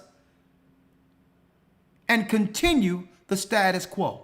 They can use all of the gifts, the riches, the intelligence the Most High has given us, the gift the Most High has given us for their construct to be utilized by the top of the pyramid, Satan's eye. So it's not that I don't think that our people deserve it. You darn well we deserve it. They should have it right now. But I know that if they were to give it, it would break the will. And Esau under Satan isn't about breaking the will. He would very, very well, believe it or not, folks, he would very well help burn the whole darn thing down than to give us any opportunity to overtake him.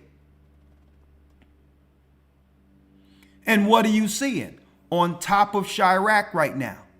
We call Chicago Chirac for a reason.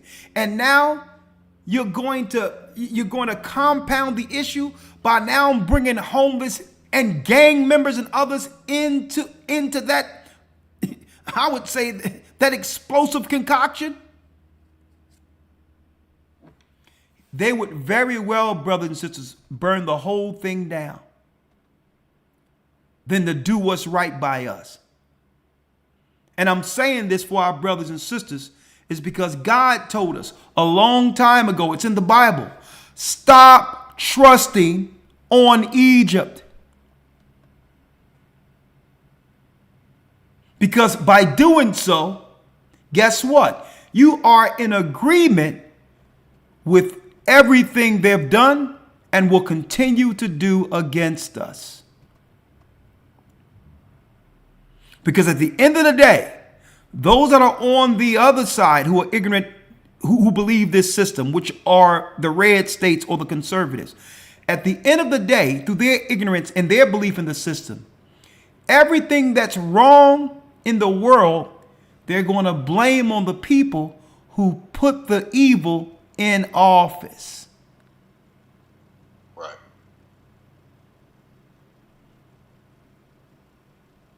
Because they're looking at this thing logically and saying, who in their right mind would vote to have a man with a wig or whatever the case is have rights equally as a regular woman if he identifies as that? They're looking at it logically and saying, how can we trust these people to guide anything politically when this is what they're voting for?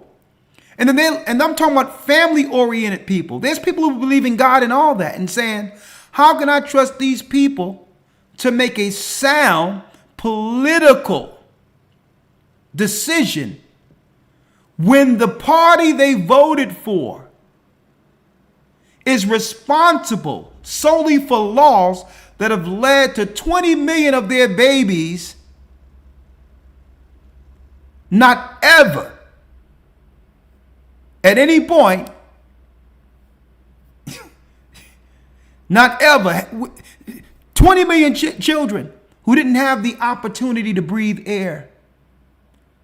pushed on one side of the legislation, and our people voted on that side. So the others are looking. They're silent. They don't say anything amongst us. But amongst themselves, if they could allow a standing army of 20 million people that could have been boys to free them, and they're behind voting every voting cycle for their own demise, not loving their own children, what would they do to us if the opportunity afforded itself? This is what they say amongst themselves. They won't say it in front of you. They'll smile at the job and all this. They'll hear our nonsense reasons for voting based on whether or not a person is racist, which is one of the most idiotic reasons to actually take a stance against anything politically. Everyone else deal with politics based on the funding or finances they get for supporting something that can support their family, constituency, or nation. We're the only people who vote based on whether or not someone is racist. So I'm giving you the mindset of these other people. If they can do this to their own future, 20 million babies, what would they do to us if the opportunity afforded itself? If they can do this to their own children? And this is what the devil wanted. Order out of chaos. To use all of that at the very end, politically throughout the earth, that Jacob, our people, would be painted as what? The villain. After they've done all these things against us throughout history. They have shifted it that at the very end, it will be Jacob, the brother he hates, as the villain. Look what he did to his own children. Order out of chaos that keeps us perpetually at the bottom. And now they have done what? They've rallied the whole world internationally against us. And not that we don't have a part in it. Not that we don't have a part in it, because what? You have some of our people who are ignorant who are willing to give them the fuel by operating outside of righteousness. Elder Lawya, Isaiah 30. Hold on, let's get it.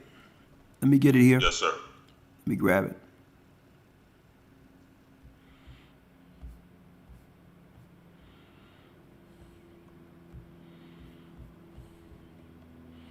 And some people may ask, is it too late? Yes, it's too late. It's too late. There's nothing we can do. If there was any opportunity politically to uphold our stronghold within America, that window closed in the last election. That window totally closed in the last election. I'm going to tell you that right now. It totally closed. And how do you know this? And I watched it. When Ice Cube came with a plan for Black America, not to say that he's some prophet or whatever the case is. Not to say that that was the all to end all according to legislation. It wasn't really about what his plan was. It showed the outright hypocrisy of the political system. It showed the outright hypocrisy. Trump racist. With Biden with an opportunity with Kamala Harris to show that they are what? Different. It showed the hypocrisy of the whole system. That was their opportunity to show that they weren't Donald Trump. A plan for Black America. We're going to sit down with a plan for Black America. And before we shape legislation for anybody, we're going to go on record that we're going to execute, if not all, some parts of this plan to show that we respect the constituency who have always kept us in office. And you know what they did? They treated him like a boy. And then they got our own women, not their women, our own women to publicly oppose it. At that point, I said, you know what? This is exactly what was needed. And if our people can't see that there's no strength for us, no place for us in this political system after this, and that these people care for everyone else outside of us, guess what? Then you get the pill, you swallow the pill you've agreed to take. You can scream at City Hall, town meetings, whatever the case is. Understand the writing was on the wall, and guess what? You took the bait. Let's read Isaiah 30 and let's read 1. Let's read it. Come on. Yes, sir. Isaiah 30, verse number 1. Woe to the rebellious children, saith the Lord, that take counsel, but not of me, and that cover with a covering, but not of my spirit, that they may add sin to sin. And you notice it says rebellious. We know the right thing to do, but always choose to do what? Rebel. We know the right thing, but always choose what? To fight. And then when it comes to fighting, we don't fight who we should fight. We don't fight the real fight. We fight amongst each other.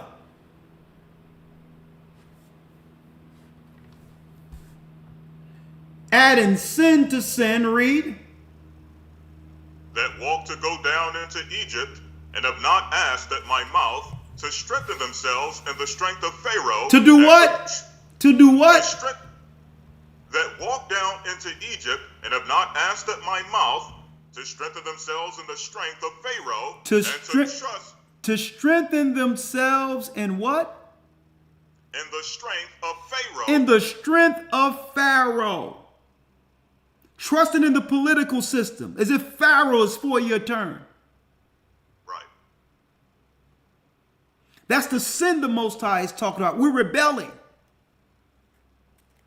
When Pharaoh wanted us in what? Perpetual captivity, in chains. But we think this political system is different. When outright they're showing you how similar they are to the ancient political constructs by actually brazenly placing a pyramid on the dollar saying, you know what? We're going to do to God's people what the Egyptians did to God's people politically. Right.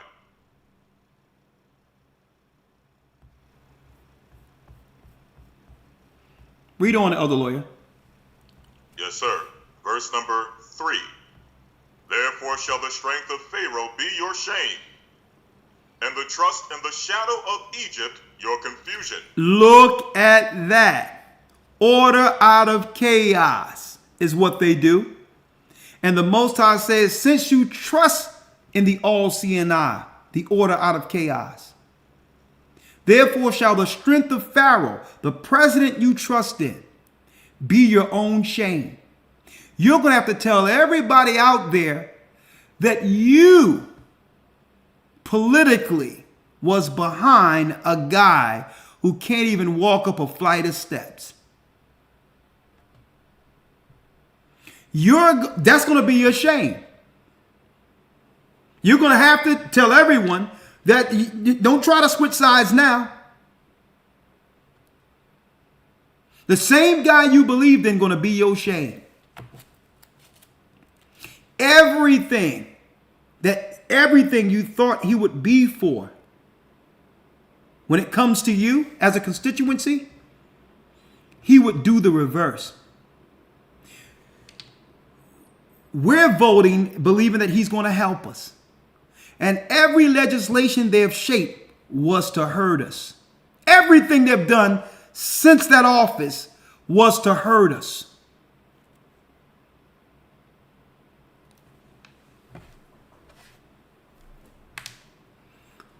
And trust in the shadow of Egypt, read. Yes, sir. Therefore shall the strength of Pharaoh be your shame, and the trust in the shadow of Egypt your confusion. Your confusion. Let's go down to the 9th verse, Elder Lawya. The 8th verse. Yes, sir. Verse 8. Now go write it before them in a table and note it in a book, that it may be for time to come, forever and ever. And it's in the book now. And I see so many people out there, folks, with political talking points that sounds intelligent, sound proactive, sound solution oriented. And these people are lost in the sauce, all in the dark, because they don't even have this component added towards their political prowess. Right. They're no different than the politicians. They're just talking about what the politicians aren't going to do and all that. And what they're going to do if the politicians don't do anything, when the politicians already made an answer for our people not participating. Look in the inner cities. They've already replaced our people. And you got other people saying, well, guess what? I'll tell you what. If they don't do something for us, we're not going to vote. They knew you were going to do that. You were threatening that before you voted Biden in, and voted him in anyway. You think they're going to chance you actually being able to execute that after warning them?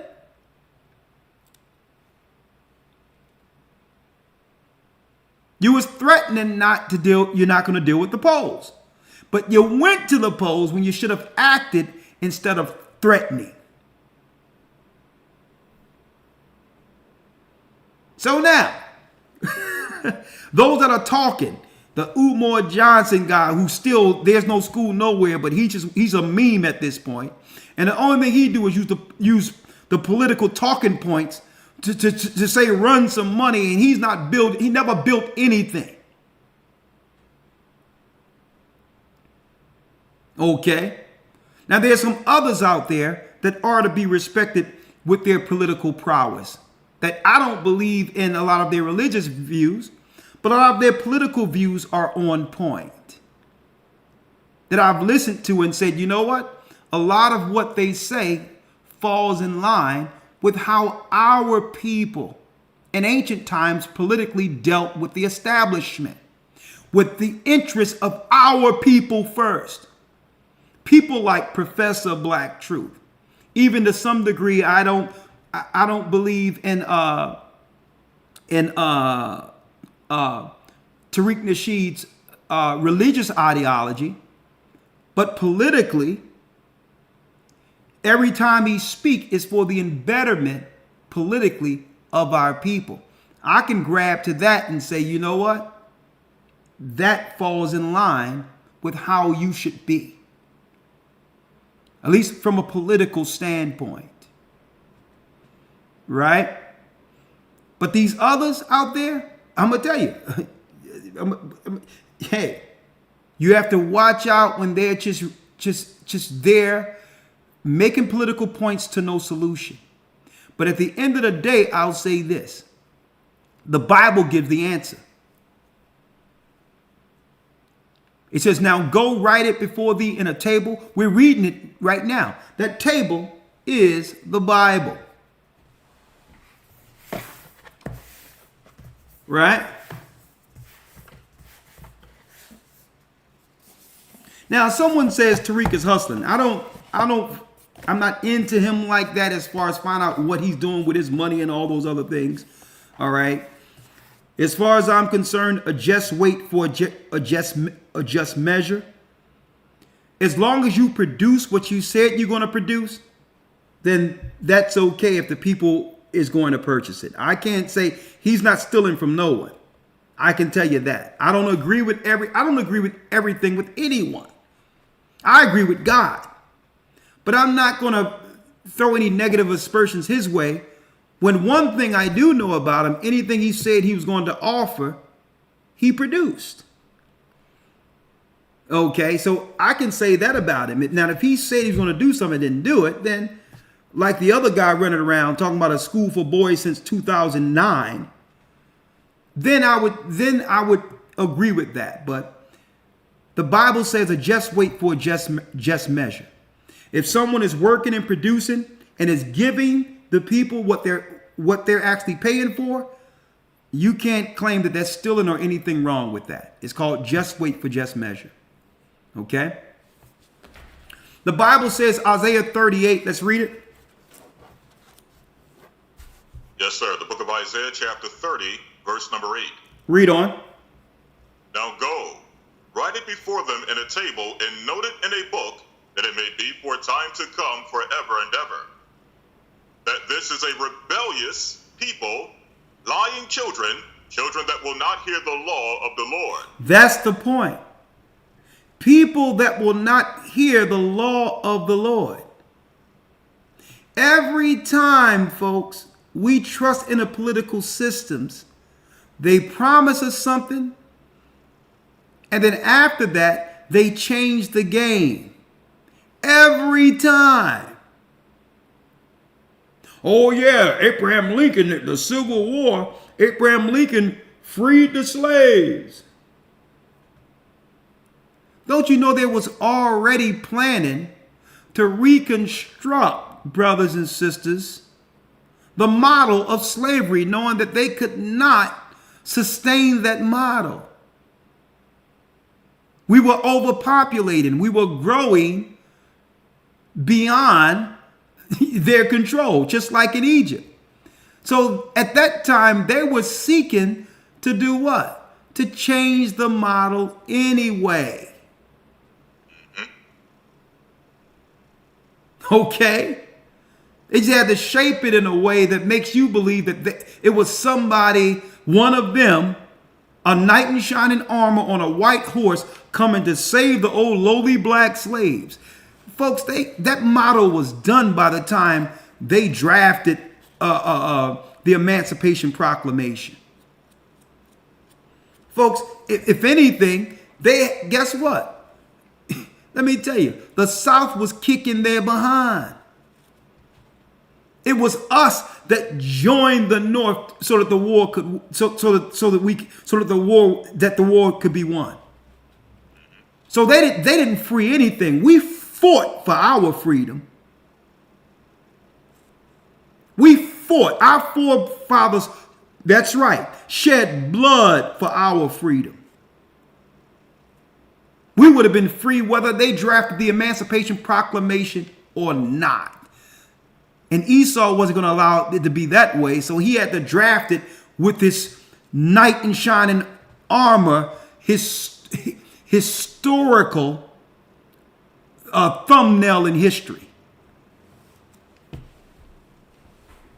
We fought for our freedom. We would have been free whether they drafted that piece of paper, that crap, or not. We fought for our freedom. Right. But you will never hear that in history books. Okay? Right. If I could mention this real quickly, not to cut you off. They make it seem as if we were sitting passively on the side, watching two factions of white people fighting, one on the north, one on the south, and just waiting to see what the outcome was going to be. No. And that's just not the case at all. No. We fought. And guess what? The political construct already had a new model in place, understanding that we were multiplying beyond control in the South. Right. So that's why it came into what? After slavery, Reconstruction, and they had to go into the industrial age. because we were multiplying. So they had to change the model of slavery anyway. And on top of that, there was what? There was a condition already in the Constitution that's right, you're free, but if you are criminalized under a felony, you fall back under slave labor. So they just replaced the slave system with prison. They just changed the model, folks. So going back to politically here, lying children, children that will not hear the law of the Lord. Read. Verse 10, which say to the seers, see not, and to the prophets, prophesy not unto us right things, speak unto us smooth things, prophesy deceits. We don't want to hear about that Bible thing. We don't want to hear about this God who freed our people. Lie to us. Tell us what we want to hear. Lie to us. See? Lie to us. And that's why you have these pimp preachers out there. Guys running around, again, talking about he going to build something. Ain't build nothing, but continue to blow smoke up people's behind. Pandering, telling women all the wrong things against their embetterment. Knowing that there's a large number of our people who will get angry if you're honest with them.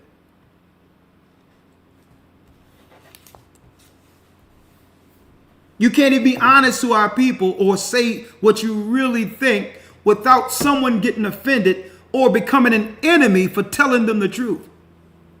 This is why that's why no one liked the prophets. They hated Christ because of this. Everyone is used to being lied to. They hated Christ because Christ was truth. See, and why people hate truth so, Elder Lawyer? You know why? Because truth means that what? Truth means, which is absolute. Truth means if you're shining a light on what I am and it's the truth, and I accept that, knowing it's right, then guess what? I have to change. See, if I live in my delusion and have others confirm my delusion, then I'm fine the way God made me. See, I can justify my current state at the bottom without ambition, without the propensity to achieve, because I can make up this whole thing about myself. The delusion, and I'm willing to pay somebody to keep me in delusional land. And that's what the Bible is talking about. You tell the truth, people start saying you a hater, you this, that, and the other. You used to be this way, I don't know. No. Which say to the seer, see not. Don't tell us the truth. Read. And to the prophets, prophesy not unto us right things. Don't tell us what's right. Don't tell us about this God. Read. Speak unto us smooth things. Prophesy deceits. Prophesy deceit. Read. Verse 11. Get you out of the way. Turn aside out of the path. Cause the Holy One of Israel to cease from before us. Stop speaking about this Bible, this Israelite, this Christ, this God thing. Get out of here. Get out of the way. This is what our people are saying. Tell us lies. Tell us lies. And this is why I tell you, this is why our people are predominantly liberal. Liberal in their minds. Because you will have these quote unquote satanic Democrats who are behind hanging us in the South. Yes, right. Initially, look back at it. It wasn't the Republicans hanging us. And they have found the secret sauce for our people. Lie to them. They have studied us in this Bible and they said, you know what? These people don't want to hear the truth. They want to hear lies. So you know what we'll do? We'll lie to them. And they'll vote for us over and over again while we kill, not while we kill, while we shape legislation that will eventually eradicate them. See, they read our Bible. They know our psychological makeup, that we would rather hear lies than God himself. Read. Yes, sir. Verse 12.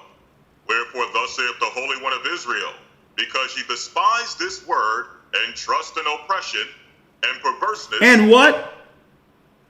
Because ye despise this word, and trust in oppression and perverseness. And what? And perverseness. And perverseness. I wonder why they was pushing this bi thing, this trans thing, and all these other sexuality things, and tying these activities to us. Who walk around in a society where you say, I got bi friends, I got gay friends, I got bi this, and who does this? Who runs around with a guy plaiting hair and you sit next to a full guy, in woman's regalia at a salon, conversating as if that's a sister? Brothers walking around, then you're walking around operating with other men, looking at other men saying, yeah, check out his shoulders. I'm like, what? A grown man over 6 feet, guns like The Rock, talking about with a wig on, talking about go on, girl. Folks, we have to stop blaming everything on the Gentiles. The Bible says that we trust in oppression and perverseness. We grew up with these little stories, these stories about the creepy little uncle that no one ever does anything about. And you can't blame the white man on that.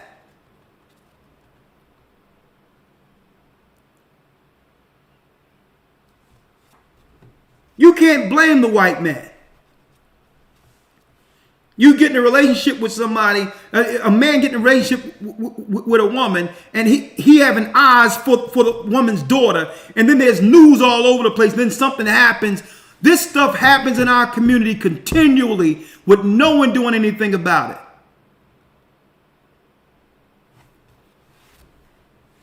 And the politicians, especially the liberals, are saying, hey, we like this.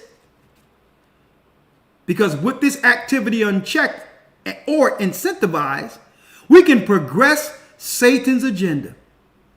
Right. And trust in oppression and perverseness. Read.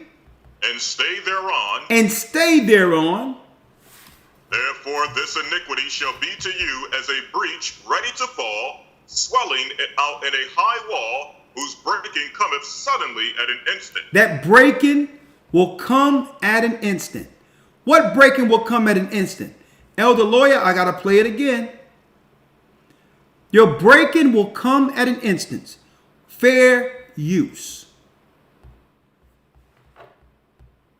Frustration, anger, and confrontations all on display as neighbors in Woodlawn gather to talk about what they call big problems at a nearby migrant shelter. New at 10, CBS 2 political investigator Dana Kozlov takes us through what happened.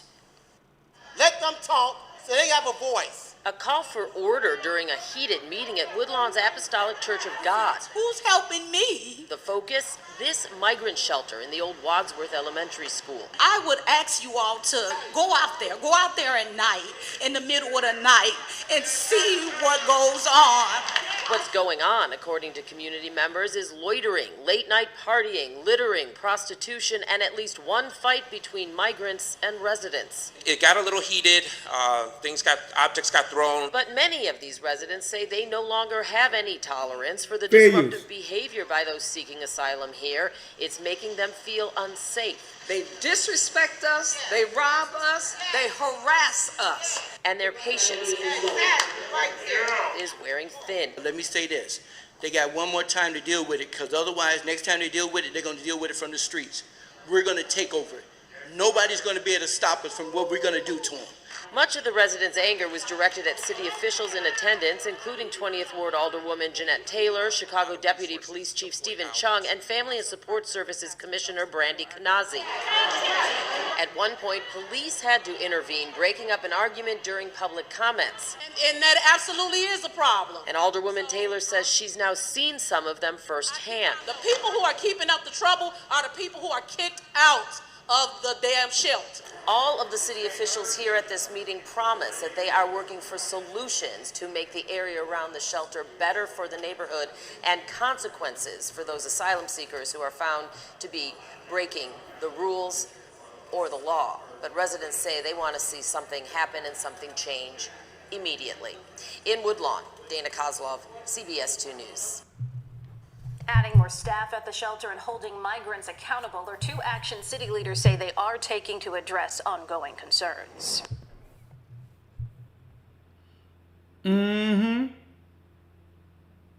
Elder, read that last piece again. Yes, sir. Verse number 13.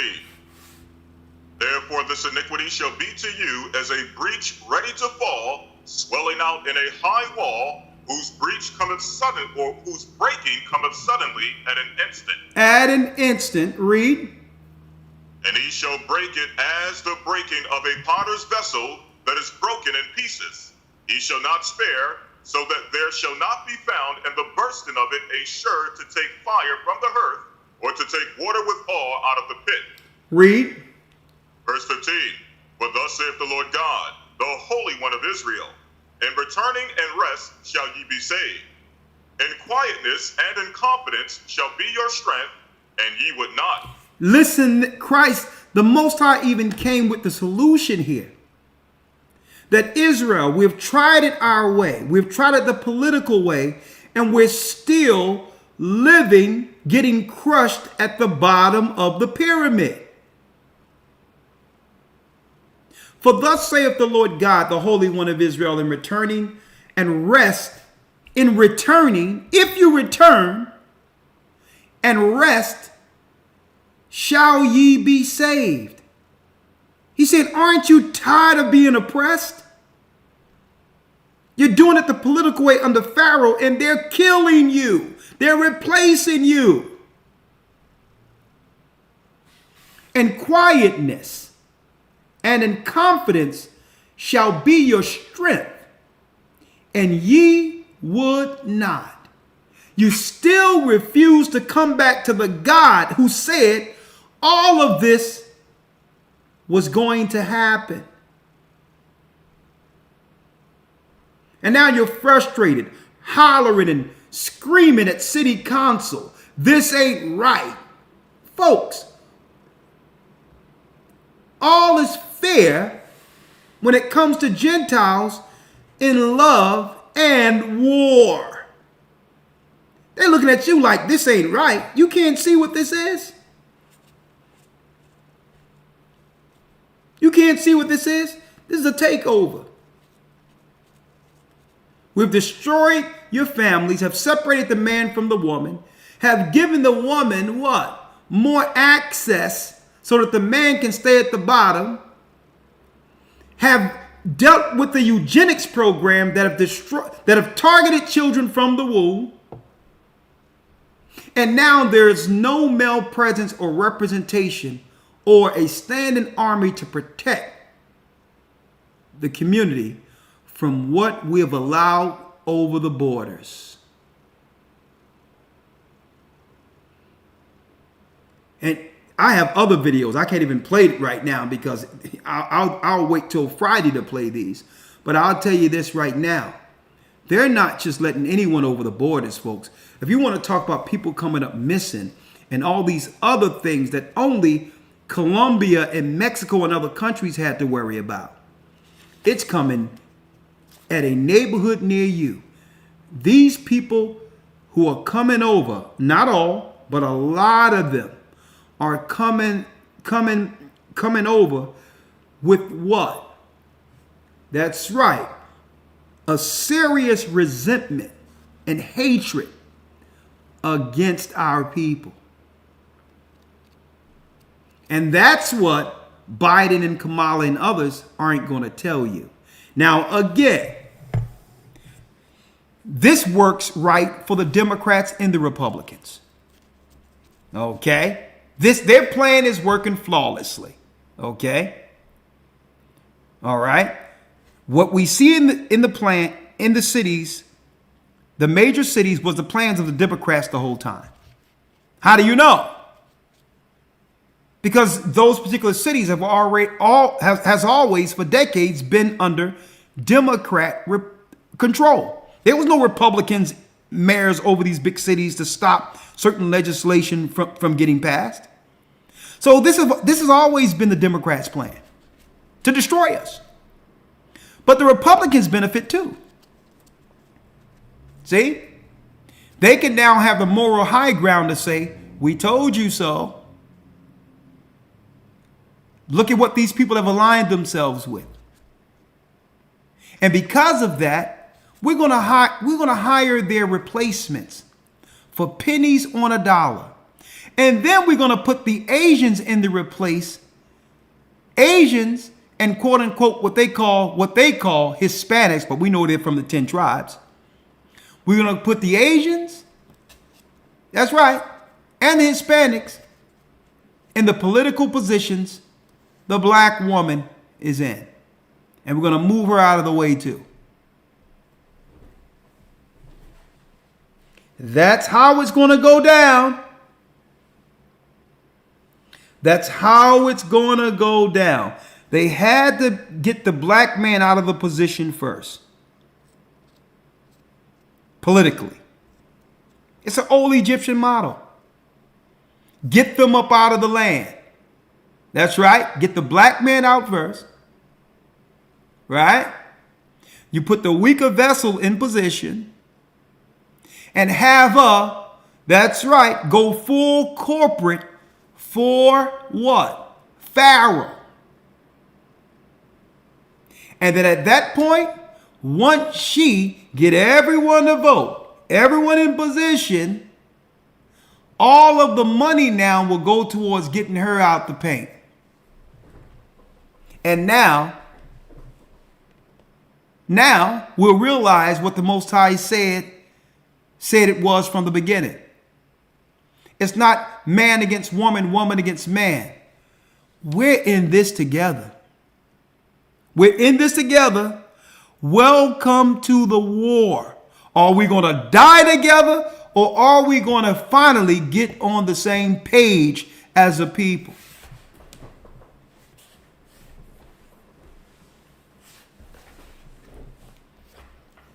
This is what's about to go down. And at the end of it, the only refuge will be Christ, will be God.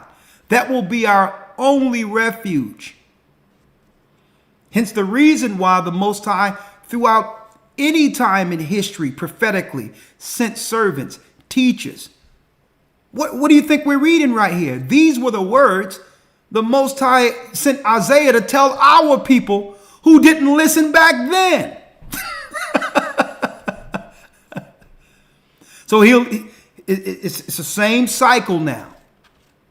But the difference is we're at the end of it all.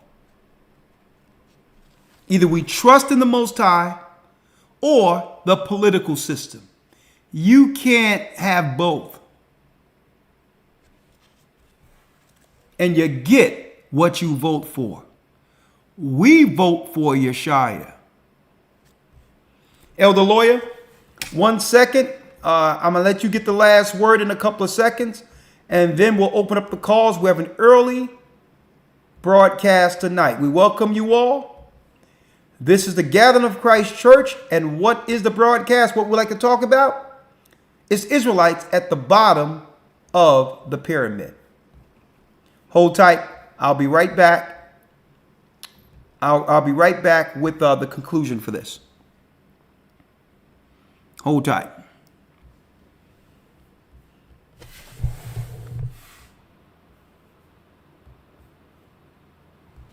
The Bible. Is it hard to understand? When it comes to reading the Bible, the first thing that comes to mind is the fact that this is the Word of God. The seals have been broken, and the truth is here. And when we go throughout the scriptures, when we go throughout extra-biblical records, we find that the language that God employed, that He used to create the heavens and the earth, was the Hebrew language. Christ said, I came for the lost sheep of the house of Israel. But yet no one, no religious leader, no religious church out here anywhere can now identify the 12 tribes of Israel. Can we? God is quite simple, but it seems as if man makes understanding him hard. What are those mysteries? The truth of your book and the truth will make you free. The Hebrew and Bible Academy. You're invited.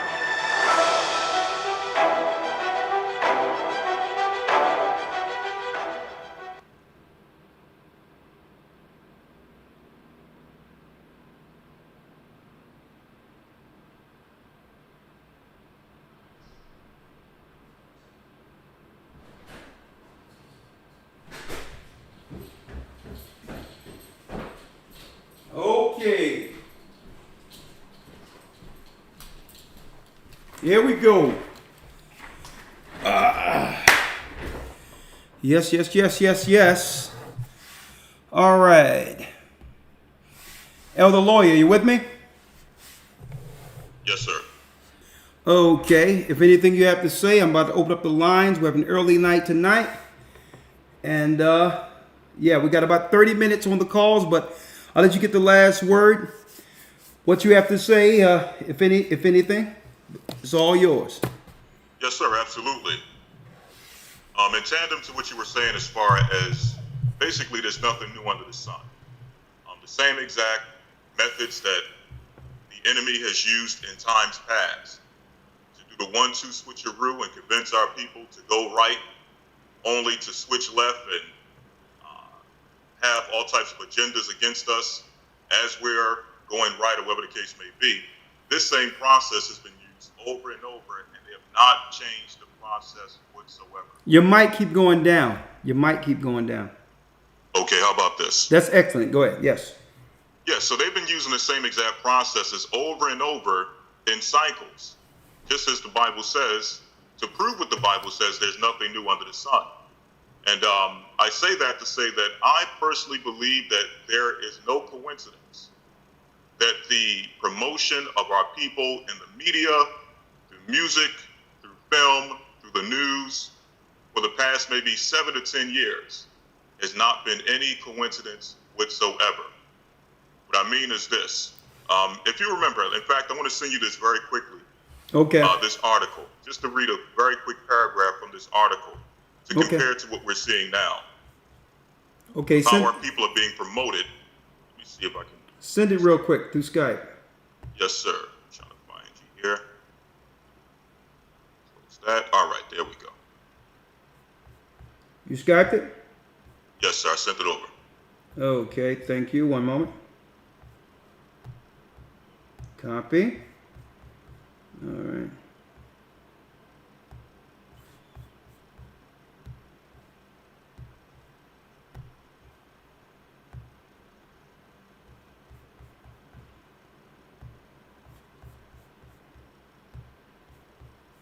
Okay.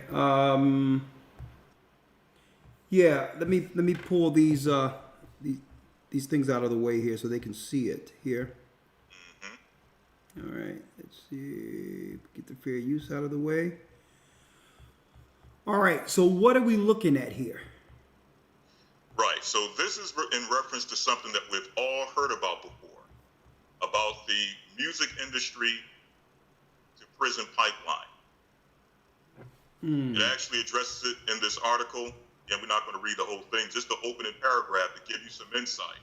And then we're going to parallel it to what we're seeing today. Because it's the same exact thing going back to Egypt, but then also the same cycle is going on today and how we've been promoted through music, but also through the news and also movies, film, or whatever the case may be.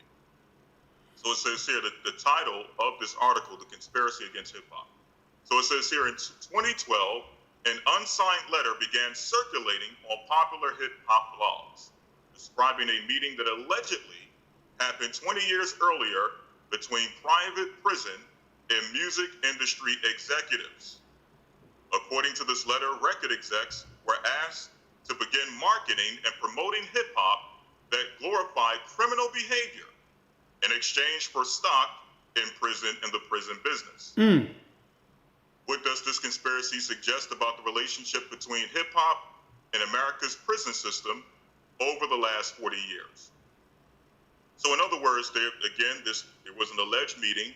Whether this meeting took place is still an argument, still up for discussion. Still an argument up in the air. Is this just conspiracy theory or if this actually took place? But just looking back and what we've seen, the progression of what took place with hip-hop from the 90s going on into the 2000s, much of what's been said in the letter pretty much bore out. We pretty much saw it come into fruition as far as the over-promotion of a certain type of music, promoting criminal behavior, promoting Your violence. mic going out again. Bring your mic close if you don't mind. I'm sorry, Lawyer. Yes, sir. I'm sorry about that. No, that's good. Just the last piece. Go ahead. Yes, sir. So we have kind of seen the fruition. Basically, the idea that was put forward with this art or this letter that was put out there was that there was this conversation that took place between those who had investments in private prisons and record executives, telling record executives to promote a specific type of music, or only to sign a specific type of artist to promote a specific type of music that promoted over-sexuality, ultra-violent behavior, drug use, drug dealing, any type of degenerate behavior you can think of. They stated that it was promoted or was to be promoted through music to get the imagery out there for our people to now digest it and start to emulate what they were seeing and hearing in the music. So if the music said to be ultra violent, because being ultra violent, that's what makes you popular, that's what makes you a man. Being a thug is the thing, being a drug dealer is the thing.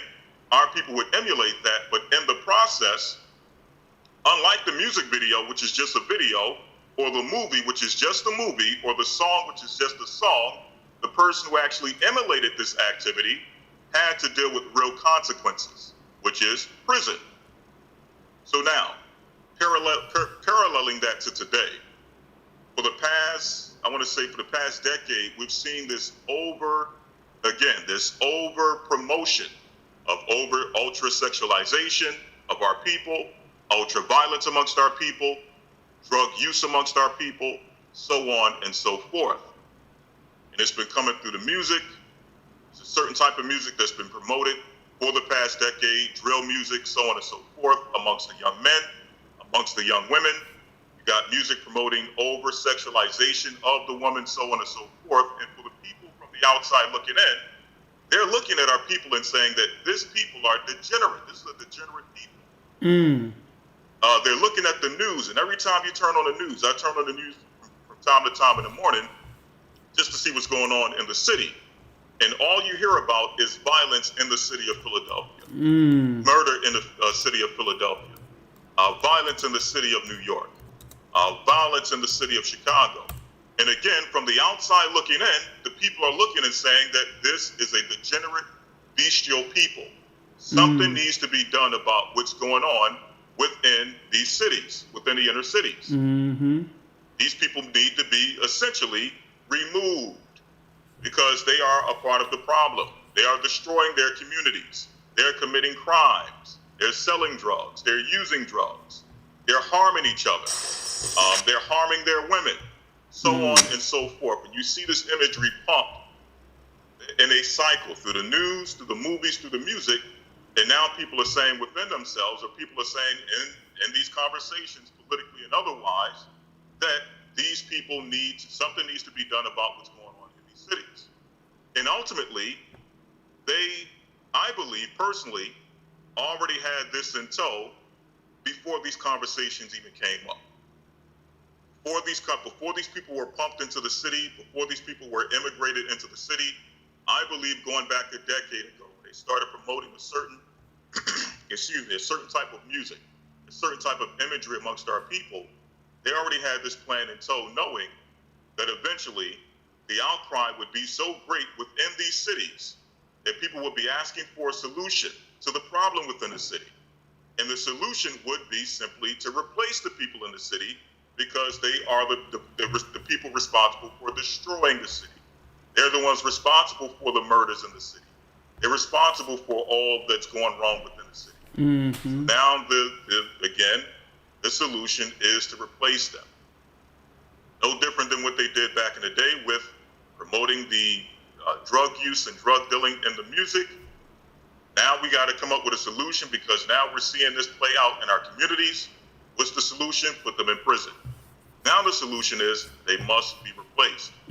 So the answer to the question is, how long will you simple ones love simplicity? How long are we going to fall for the same exact thing over and over again?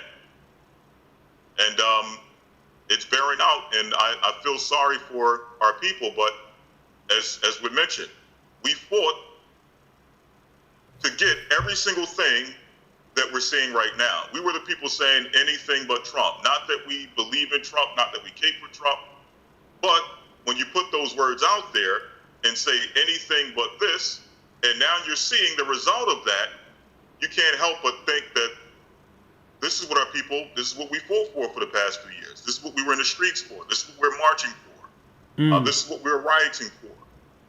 This is what we're trying to get Trump out of office for, to replace him for what we're seeing now. So, again, how long will we love simplicity? How long will we trust in oppression and perverseness and stay thereon? And the reality is that there is no political solution for this. There's no way out of this politically. We have to turn back to the Most High. And with that, Well, thank you, Elder Lawya. And while you was speaking that, I actually pulled up a video to show that what appear to be our people in mass looting the Gucci shop in Los Angeles. Young men and women in a mall. And I know how this is going to go, because usually, just say, Elder Lawya, if we as a people decided today, let's all come together, let's be on code with one another and stop this. Let's shut down the industry music of debauchery, of debaucherous behavior. Let's now bring back that old time love that we once had for one another.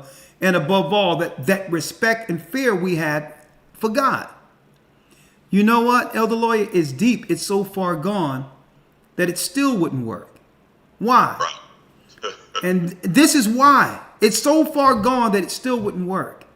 When they bring in replacements, when people make a political decision, they don't go back on their political decisions.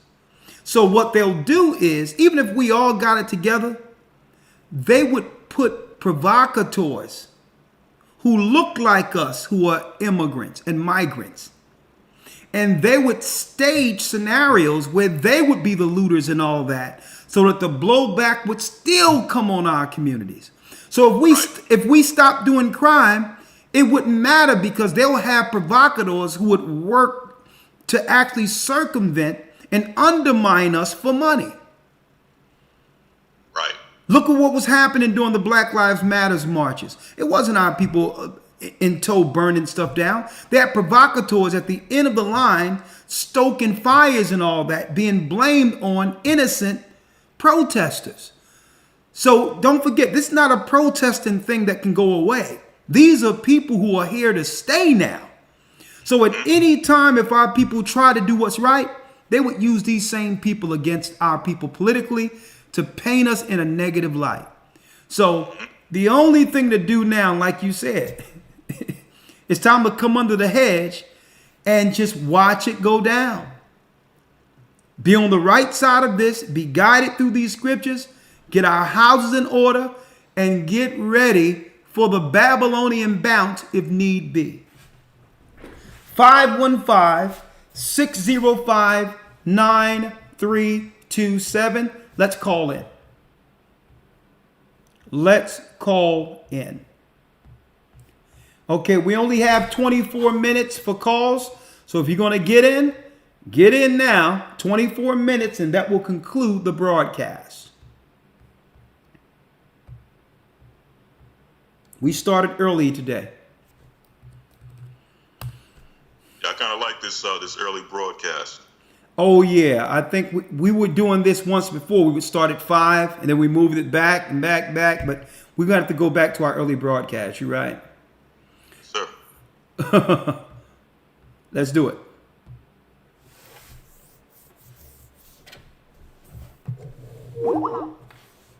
Blog Talk Radio.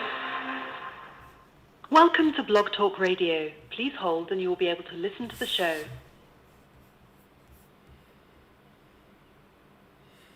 Unmuted. Elder Rawchaa here. They're doing the same thing, order out of chaos, and our people are in trouble. Our people are in trouble, okay? I think that's Elder Rawchaa just chimed in there. Sir. Is that Rawchaa? Yes, sir. How you doing? I'm doing well. Put headphones on. You know I tried to call you earlier. I just saw the missed calls, man. I'm sorry I missed your call. How you doing? I'm doing well. I'm in the midst of the broadcast. I'm here. I'm listening in. All right. Good. And Elder Lawyer, you heard what the brother said? The brother said outright that... One second. I'll let you come in and out on my end. 1 sec. Yeah, put headphones on. Hello? Yeah, put headphones on, Rawchaa. Yeah. Elder Lawyer, you heard the guy said at the city council meeting that if the politicians don't do something about the neighborhood, then the brothers are going to get together and use street justice against the immigrants. You heard that? Yes, so, sir. hey, I did. This thing is about to rock. I'm telling you. And they knew that would be what? The response. You can't push people out of their cities, out of their own homes, without knowing the outcome. It's eventually our people are going to fight, and many are going to die through this. I'm going to tell you, they have concocted a war within the communities through immigration. Cora has a comment and or question. Yes, Cora. Well, my comment is what Elder Lawyer mentioned, is talking about, about the music situation. I read that.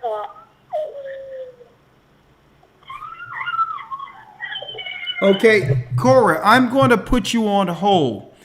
Please get to a room where there's quiet so that we can have a smooth conversation. Okay, we only have limited calls, so go on hold.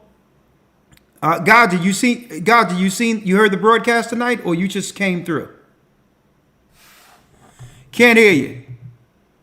I was listening before, yes. I was listening to the broadcast. Okay, well, if you want to chime in a couple of seconds, just let me get these phone calls out of the way. It's good to see you, young man.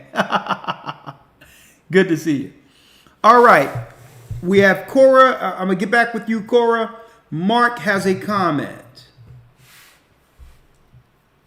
Yes. Shalom, Elder. Shalom. Yes, Elder. I spoke with you last week during last Wednesday's broadcast, and again, I want to thank you guys for doing such a great job and learning so much up under you all. But one of the comments I want to make, as you were reading in Isaiah 30 and talking about not trusting the political system, a lot of us have been fooled by that, especially those of us that are Judah.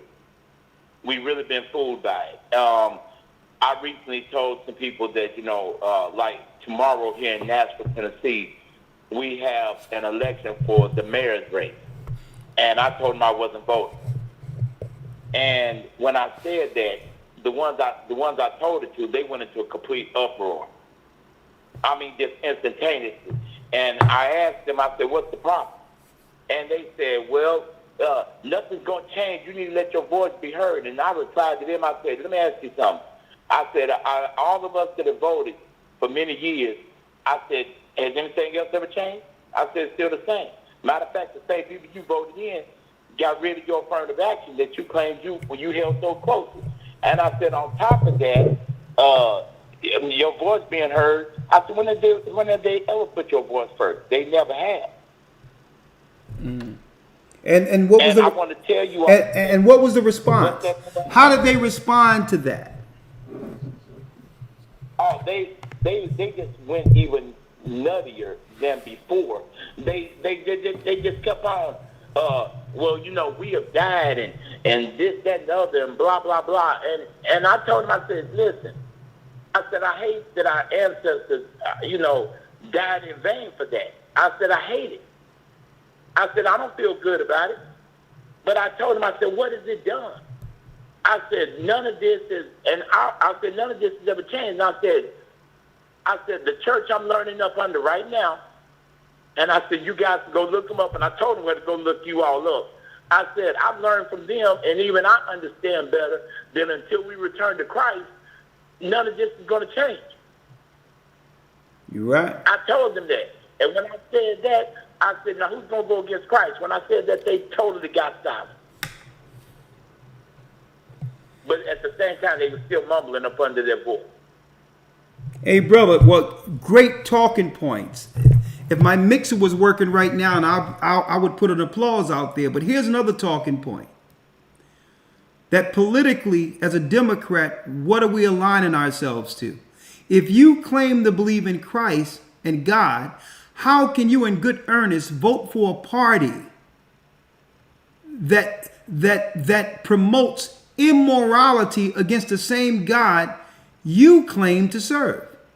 So in order for me to vote, as a black man, I have to tie myself to the deletion of children. I have to tie myself to intersexual behavior.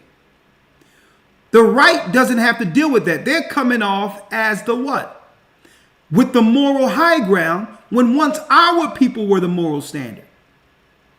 So you mean to tell me I should be for a party that they have aligned me with getting rid of babies as well as intersexual and immoral behavior? You're telling me to vote for that? Go ahead. That's what people are believing, Elder, because they believe that these people are going to give us something. And they've never given us anything but a hard way to go, as my grandmother used to say. And so therefore, I can't get with it. I can't. Great point. And I'm not voting tomorrow. Great point, brother. Here's another point. Why should they give our people anything? When we've given them, listen. When we've given them everything, our vote for free. Why should they give us anything?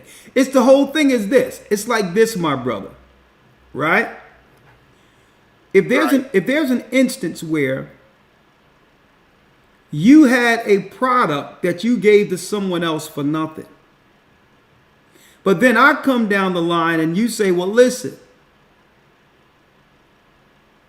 this costs $50.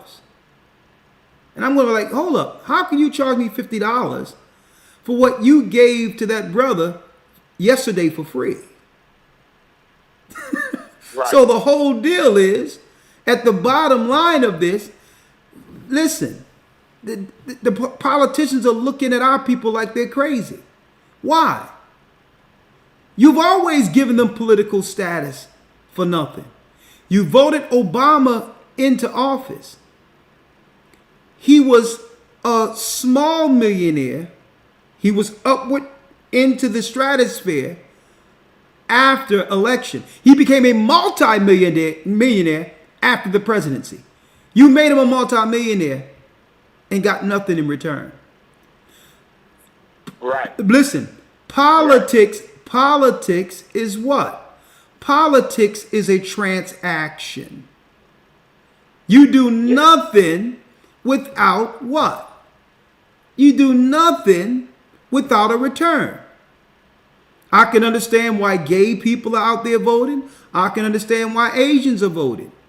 I can understand why everyone else, because they get something immediately for their act in the political process.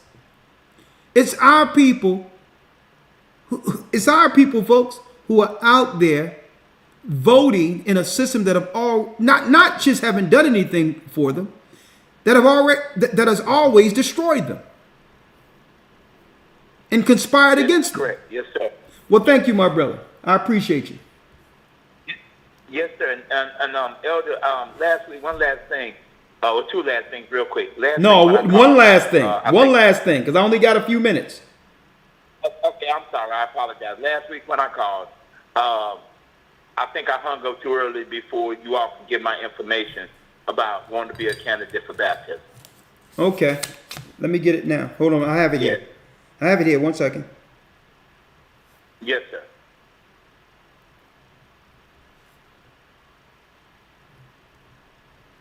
Okay, Mark, we're going to call you tomorrow, okay? Yes, sir. Thank you so much. I appreciate your time. Shalom. Shalom. Bless you. All right, 13 minutes before all the calls, before the calls drop, okay? You can get in queue. If you're in queue, I'll take your calls, but the calls get cut off in 13 minutes, okay? 515-605-9327. Chris has a comment. Elder, can I say something real quick? Oh, Chris, before you come on, Chris, hold tight. Go ahead, Elder Rawchaa. Yeah, man. I was listening earlier, Elder, when you were talking about slavery and all that, right? And I just wanted to add something here for everybody just tuning in, or if you know this already. Slavery was a legal process. It was legal. There's no way they're gonna pay the slaves any compensation. Why? Because that's an admission of guilt. It's not happening. And Elder, I don't know if you notice right now where all of this shift going on right now, where you see Russia is kind of aligning themselves with Africa, and people out there thinking that this is a miracle now and there's change going on, not understanding that listen, Edom is in control. So if one faction of Edom is coming off of power, another faction of Edom is still there in power. Yeah. The 10 horns are gonna burn the whore, hate her and burn her with fire. So all of these Israelites within the continent right now looking at Russia, and it's a different system, have to realize that listen, it's one thing. Edom, the only person taking power from Edom is Christ. No amount of voting, no amount of reparations, no amount of black solidarity. The only person taking power from Edom is Christ. Just get that. Let me leave that right there. You're right. I wish I had my applause, but brother, that's right on. God, I really appreciate it. All right. And that's another thing. On another level, America, Russia is no different than Democrat and Republican. They both are a part of the same red monster. All right, Chris, you have a comment? Yes, sir. How you doing, Elder? Shalom. Shalom. How are you, sir? The floor is yours. Yes, sir. Well, Elder, basically you talking about our people being at the bottom. Our people are at the bottom, and it's so sad that we keep falling for the banana in the tailpipe. They voted in Obama, and then when you talk to our people and ask them, okay, what do you do? They say health care, and then when you look up health care, they had health care since the 70s. You know what I mean? So, and then Trump get voted in, and at a time America needed a business mindset, they get rid of him, and then bring in Carmella and Biden. And then, Elder, it's crazy that Carmella, our people stand with her, and she locked up an innocent black man. And then, Elder, I want to read one scripture. This is Revelations 11:18, and it says, "And the nations were angry, and their wrath is come, and the time of the dead, and that they should be judged. And thou shalt give reward unto the servants, the prophets, and to the saints, and them that fear the name, small and great, and so is destroy them which destroyed the earth. And this is what we heading down to, Elder. Elder Lawya brought this out a little while ago when he read the scripture, maybe like months ago. And this is what we boil it down to. And these times are coming up, and I just thank the Most High for you watchmen, and we're going to keep on listening to these lessons and keep on joining into these broadcasts. And we thank you, elders. We thank you so much for y'all work. Well, thank you, brother. Great scripture, and hope to see you soon. Stay strong in the spirit. Keep that fire burning, my brother. Shalom. Shalom. All right. Yes, sir. Strong warriors for the Most High. Melissa has a comment. Shalom, Elder. Shalom, Melissa. The floor is yours. Thanks for taking my call. This is my first time calling in, so I'm a little nervous. But I wanted to ask, did you saw like the new 25 cents with Anime Wong, a Chinese woman, on the new 25 cents? No. You mean the new Yeah, quarter? I saw it today. You mean the new quarter in America, the 25 cents coin has an Asian woman on it now? Yes, her name is Anime Wong, and I have one right now. I was really shocked, knowing that we did so much for this country just for them to, I felt like a slap in the face when I saw it. So that's all I wanted to say. Okay, let me look at it. Let me now. look at it.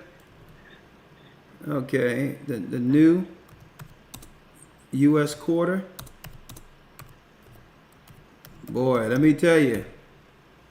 Welcome. Let me see. Asian.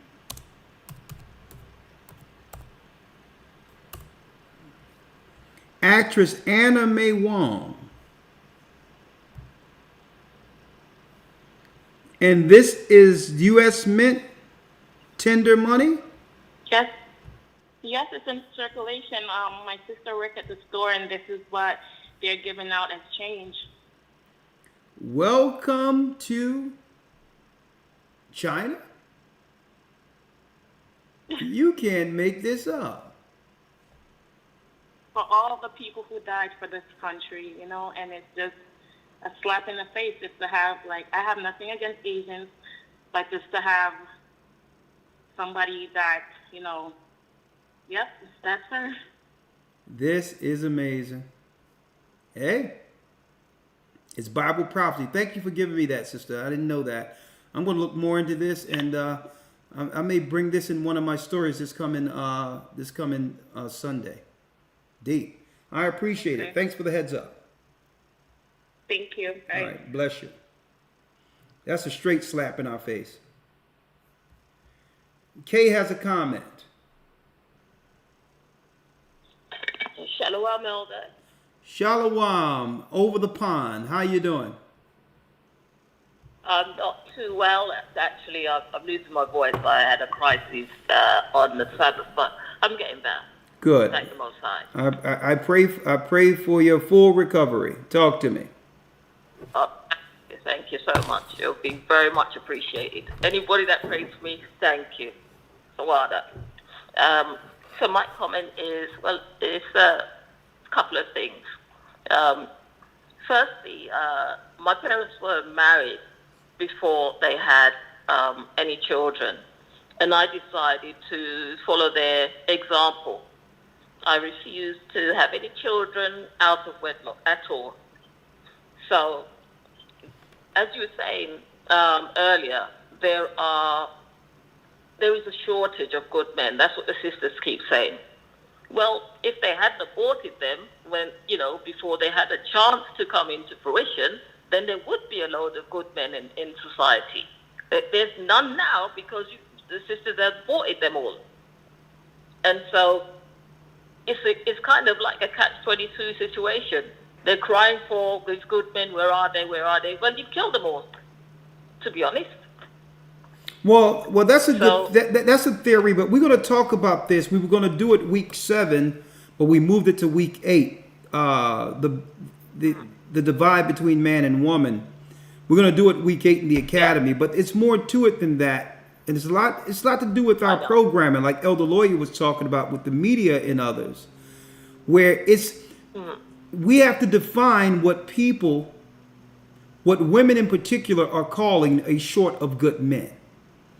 What's bearing out is that what's going on with the advent of media, social media in particular, that you have 80% of the women who are seeking to be with the top 20% of men. So it's not they can't find a good man. They're not willing to do what this new word that was created, settle for men that are on their level. Because you would have a top 10 or 20% man who are dropping your DMs in the world, or may holler or say or like your pictures. A lot of women are believing that they can have access or one day be with that man, when a top 10 or 20% will just be with all of these women and not choose any of them. So it's not that there's a shortage of good men. What a good man is have been redefined through the advent of social media. They have to have a certain height. They have to make a certain amount of money. They have to have all these different criteria that once wasn't in place years ago. And above all, a man being a godly man and a humble man and an unworldly man isn't on the list. So I believe that there's not a short of good men. It's just that, it's been redefined in our current society. There are good men out there. They might not meet some of what the women are championing or vying for. Women are now in comparison with the list and don't want to come up short in comparison with other women with their list. So I don't believe there's a short of good men. I don't believe there's a short of good women. It's just that man and woman, we all must put our priorities in place. It's about prioritizing, and then after that, allowing that relationship or that person you're looking for to happen organically. But it's setting the priority in place first, which is what? That's right, receiving the Most High and establishing the values of that God in our lives. That's who we need to link into. And then after that, if it be the Most High's will, he'll bring that man that's searching for that woman and that woman who's searching for that man together. He or she may not meet your list, okay? No one can get everything they want, but at least you both will be on one accord concerning what is family, okay? According to the God you both choose to serve together, right? So thank you, sister. That's the whole thing. I don't want to get into this thing where there's not enough good men, good women. I think it's been redefined through social media. And no one is good enough for each other right now. It's all about the avatar. It's all about the image online. And we've left that old, I would say the good old way of viewing relationships. And we're going to talk about that. We're going to talk about that in week 8. Okay.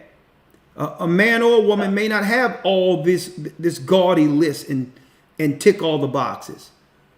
We have to we have to wipe these lists away and deal with what the Most High intended with us from the beginning. And back then, before the internet, somehow we were able to find one another. We were able to be more married than we are today. So, well, thank you, my brother. Thank you, sister. I appreciate you. Let me ask you, have you gotten with the church over there in England yet? I'm still not able to. I did, as I said, I don't know if you remember, I did manage to go to the body in Jamaica when I was on holiday over there. Because the weather in the UK is so unsettled, it does have a terrible effect on me. And I have no transportation, but I am still trying. Okay, well, I'm going to give you a number to Gaja, and we'll work it out. We'll work it out for you, okay? Okay, Tawada. Blessings. God praise it. Yeah, blessings, and get well, okay? Get well. Shalom. All right. Yes, I will try. Shalom. All right. Leah has a comment.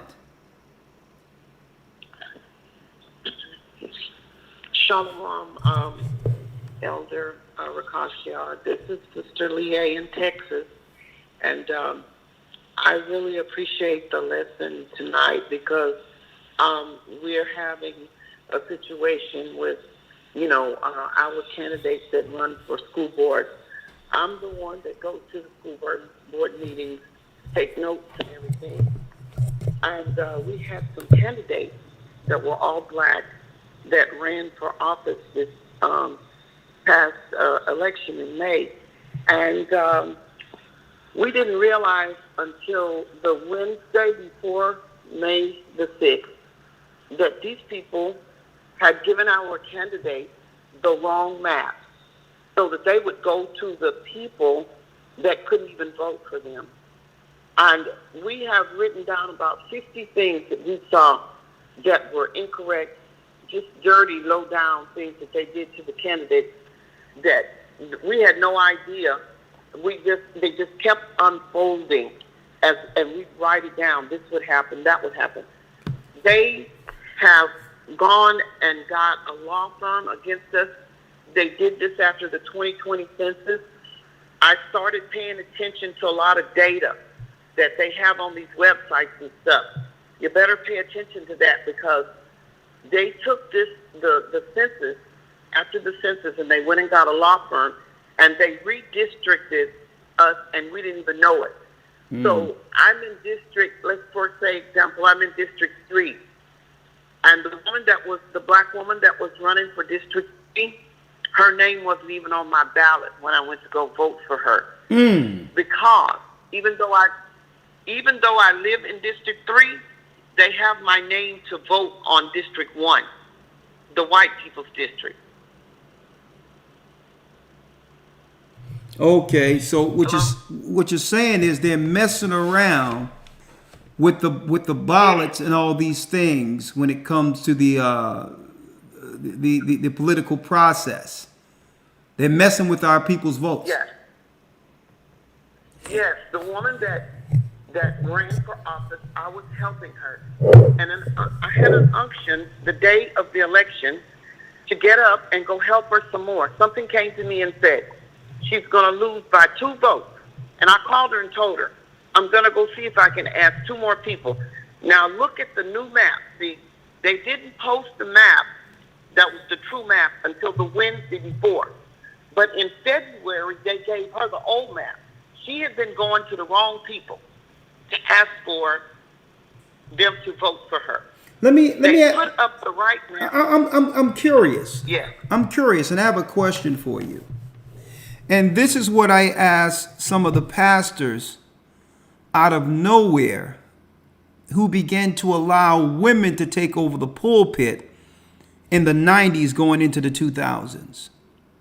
Let me ask you a question. Aren't you concerned about the lack of strong black men today for political office and representing you? Aren't you alarmed that you are more so working to put a woman in a political position opposed to a strong black man? That's not alarming to you? I also helped. Listen, make it clear. Make it clear. Not that either one can help fix our scenario. I'm just curious because it seems to me, looking at the political landscape of these big cities, that for some reason strategically they're putting black women in all of these positions that were once manned by black men. That should be alarming to sisters. That should be alarming. I've been in politics. I've been in politics since I was 18, and I don't want to be a politician, but I want to help the ones that do run. And we helped. This was the first woman that I helped. I've always helped the men. Okay. They have All right. The black men. This is what they do to the black men. Yeah. When the black men run, and they have a forum, they don't even tell the black men about the forum. They'll have the forum where people can ask questions in a whole nother city. You understand? When I tell you we have to dig for information, you just wouldn't believe. Okay. Okay, sister. Male candidate. Sister, I'm going to have a political conversation, but it's one thing that stood out for me right here. You said that when a black man is in position within the political process, that they would set up a meeting separate from him to undermine him in another city? Yeah, like we had a candidate run for county sheriff. Yeah. County judge. He lives in the town I live in, but the county is the second largest county in Texas. And they've had the forum in a whole nother place, a whole nother town about 35, 40 miles away. And the only reason that he knew about it is because a black man that used to be the county sheriff in his town heard about it and told the man that lived in Texarkana and came and picked him up and took him so he'd have a bodyguard. You get it? And listen on what I'm going to say. I'm going to take your number because I want to bring you in on another conversation down the line. I'll probably have you in the academy because it's something I wanted to talk about from the political process and actually paralleling that with how we should deal with any process politically when it comes to us being Israelites. And I want to talk about that. It's a whole other conversation. Probably a sit-down forum we'll do this on. But let me tell you why I'm alarmed real quick. To why I'm concerned about a lack of black men in political positions. It's not because I'm a man, right? It's because of this. I don't believe in the political system at all. Prophetically, I understand what's going on. But what they've used to get the black man out of position only to replace the black man with the black woman, they're using the same process to replace the black woman with the Asians. And what I fear is that there'll be no representation politically at all in a couple of years. And at that point, they'll begin to send all types of, believe me, they'll construct a scenario that would get rid of us, without pushback. Keep in mind, when there was some representation, at least there was people in place for self-preservation. They had a voice and they were present. But the reason I'm bringing this up is because the same way we have allowed black men to get phased out is how they're slowly but surely demonizing black women and soon will phase them out of the political structure altogether. That's a plan. So what I'm saying is there should be more of a stringent fight when they're switching men out of position. And it seems as if there's no resistance. And if you don't fight to keep at least the political strength you have in place, which is your man representation, there'll be no one to fight for you when the Asians come to take that position. So, sister, I put down your number and I have to get through these calls. We're going to call you because I need a conversation where you can let us know, right, whether or not you're still believing in this political structure. Matter of fact, let me ask you that question last. Is this recreation for you, or do you believe in the political structure? And do you believe it benefits our people? I don't believe that it benefits our people. You know, I helped write the legislation for reparations, and then I realized I'm going to do it, but if it works, it works. If it doesn't, it doesn't. But I've come into some knowledge. You know, my eyes are open wider than they have been before. But no, I don't believe that it's for us. There's no way it could be for us. I keep journals. I write, and I have books after books of things, and I'm putting it together. And with your help, listening to you on certain things, I get a piece of puzzle here, a piece of puzzle there. No, I don't believe in our political system at all, and I'm not trying to stay here, but I don't want to sit here and do nothing. When I say there was an election, it was the school board, and I believe that we have to fight against the school board for certain things that they are doing, like trying to buy up our property and pretend like it's someone else, because we have a lot of property. But the Holy Spirit, I guess, just showed it to us. You know, hey, we know that this is the school board trying to get our property because of where we live. It's not real, because it's just people that they're saying. Well, sister, I've learned so much. Sister, you have so much. You have so much knowledge to share, operating in that sector for years. So let me have a private conversation with you, and we'll have you on as a guest, and we can talk about what really goes down within the political apparatus, and you'll be a guest on that particular program. You'll do that with us? Sure, you know I will. All right, so hold tight. You'll soon be receiving a call by myself. I'll call you up. We'll get that together. Thank you, sister. All right, bless you. Okay, bless you. thank you, Elder. All right. Shalom. Shalom. And see, and I want brothers and sisters to understand that knowledge is knowledge, right? I'm not underestimating a sister's experience and knowledge in a certain area. If it's for our people, if our people are operating, that's information that benefits the whole.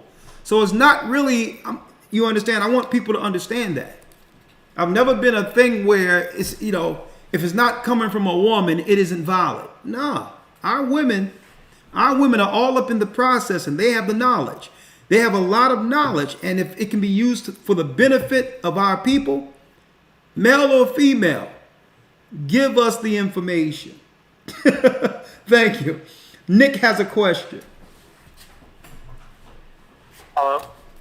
Hey, and she knows her stuff too. Shalom. How you doing, Nick?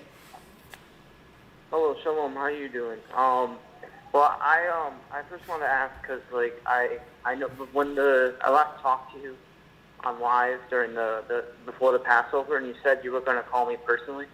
Okay. And I believe you tried to. Okay. And I just didn't happen to answer the phone. Okay, you did what? Oh, I'm sorry. You tried to. You said you were going to call me personally before the Passover. And I was a young man who was talking to you. And you tried to call through the Waterbury Church. No, listen, brother. Real quick, you said that I was going to give you something? No, you were going to call. Call. Okay, what city and state are you in?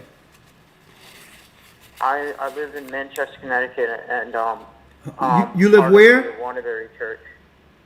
I live in Manchester, Connecticut, and I'm a part of the Waterbury Church. Okay, Connecticut. How old are you? 21. 21. Young man, powerful. Nick. Okay, Nick, you know what? I'll be calling you up tomorrow, actually. I'm going to put the date on here, and I'll call you up tomorrow. But other than that, I guess I did have somewhat of a question. Yes. And I just wondered that, I'm young, and I just wondered, why even, and I'm a Gentile, so I'm not an Israelite, but I wonder why even bother, looking at, if politics can be helpful, but I'm wondering why not even look at that? It's all gonna, unless we can get the country to follow God, it's just going to fall apart anyways. Well, let me tell you, Nick, why it must be discussed. Because our people's spirit is intertwined in it. And the Bible, why do you think the Bible stated that we're not to trust in Pharaoh or in Egypt? Because, I don't fully understand it. Yeah, let me drop it on you. That was really a rhetorical question. The reason why is because what they're not telling you is that our political system is really a religious system. It's a religious system that takes us away from our dependence and belief or in fear of our God. See? And this is why we must attack it and understand. Listen to what I'm saying. Politics. Let me give you some politics. In the book of Matthew, the Sadducees and scribes got together and says, let's get Christ out of the way, lest the Romans come and take our wealth and our place in the empire. So you have to realize politically, through influence, the government backs who can influence the people. So Christ was a political threat. This is why they wanted him dead. That's politics. Another thing, when they brought him before Pilate, and Pilate washed his hands. Pilate was really what? The high magistrate in governance. That's right, tasked and paid for by Rome to judge the matter. That's politics. But then Christ told us how to deal with politics, right? Because why? If you're under a government, there's no way to navigate from it. One way or the other, the political structure will affect you and your family's life. So you must understand the politics. But Christ said what? You render unto Caesar what is Caesar, and render unto God what is God's. Which means what? Think about this. You follow the laws, you pay your taxes, and you render unto Caesar what belongs to Caesar. But you are not to compromise your position with God for Caesar. You understand that? When they try to influence you concerning your position with God, they're overstepping their position in governance. Their governance is under the prince of this world. We follow the king, who's Christ. And guess what? And you cannot ignore the politics. Because if you ignore the politics, you'll be destroyed. And the example of that is... And also you wouldn't know prophecy. You wouldn't know prophecy. Let me give you another political scenario. Nero allegedly burned some shops in Rome and blamed it on our people who are Israelites in Jerusalem. And that gave them the political high ground to begin to police Jerusalem. And then after that, guess what? The prophecy says when Jerusalem shall be compassed with armies, flee into the wilderness. Well, that was a political initiative to have armies police Jerusalem. If we didn't know politics, we would have stayed there and gotten destroyed instead of fleeing into Africa. So you must look at the political landscape and understand it prophetic-wise, from the prophecy standpoint. And you can do that without participating in it or with it. It's a religious institution. They won't tell you that, but it is. And guess what? Yeah, that religious institution was established by who? The prince of the power of the air. The eye, which is what? You got it. Above the pyramid, Lucifer. So you can't be dismissive. If you don't know what's going on politically, you cannot understand at all what's happening prophetically. You got that? Like, yeah, like for example, I remember Donald Trump is saying a lot of stuff that he's going to come and, as president, he's going to bring down all of this, all the LGBTQ stuff, and then obviously people are going to be happy about that. But then slowly but surely, they're going to start grinding it up and trying to bring back mortals like Hitler did, and then you're going to start bringing all the bad stuff. Because during the Nazi Party, they brought back a lot of mortals at that time. But people believed in it, and then they turned it around. Well, Nick, let me give you some insight. At the end game, out of the misdirection, what are their true plans? The governments of this earth. What is the overall plan? Let me ask you that. Politically, what is the plan? To get the beast in control. Okay. No, I'm gonna make it simple for you. To destroy the people you're looking at right now, the children of Israel, because we have next. And on top of that, simultaneously, bring all of the world under a what? A mind control order to fight against the coming of Christ. Period. So that's the overarching political agendas of what? The elite. That's really what the plan is in a nutshell. So the best thing you can do is stand on the right side of this. Right? Convert. Denounce all idols that come with the Gentiles, and follow the true gospel, which is under Christ, that's being delivered through his people. All right? And you'll be spared what's going to happen to the rest of the Gentile nations who defy the God of all gods. I have your number, and we'll call you up soon. Okay, young man? And yes, sir. All right, bless you. And Elder, can I add something here real quick? Yes, sir. You absolutely can, Gaja. You absolutely can. What say you? Just check this out. In the book of Maccabees, 1st chapter, 11th verse.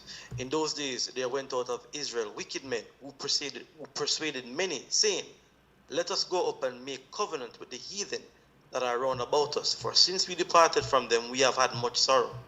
So there's always people within us who are always looking to go up and keep covenant with the oppressors to keep us oppressed. That's politics. Yes. That's what your pastors are doing right now. Your prosperity pastors, every single one of them out there doing that right now. Absolutely. So you just can't wholesale, just like an ostrich, stick your head in the sand and say, well, let me ignore it altogether because it's not of God. That's ignorant in of itself. If you don't understand politics, you don't understand prophecy. You have to use the Bible and filter the politics and who's who through the Bible.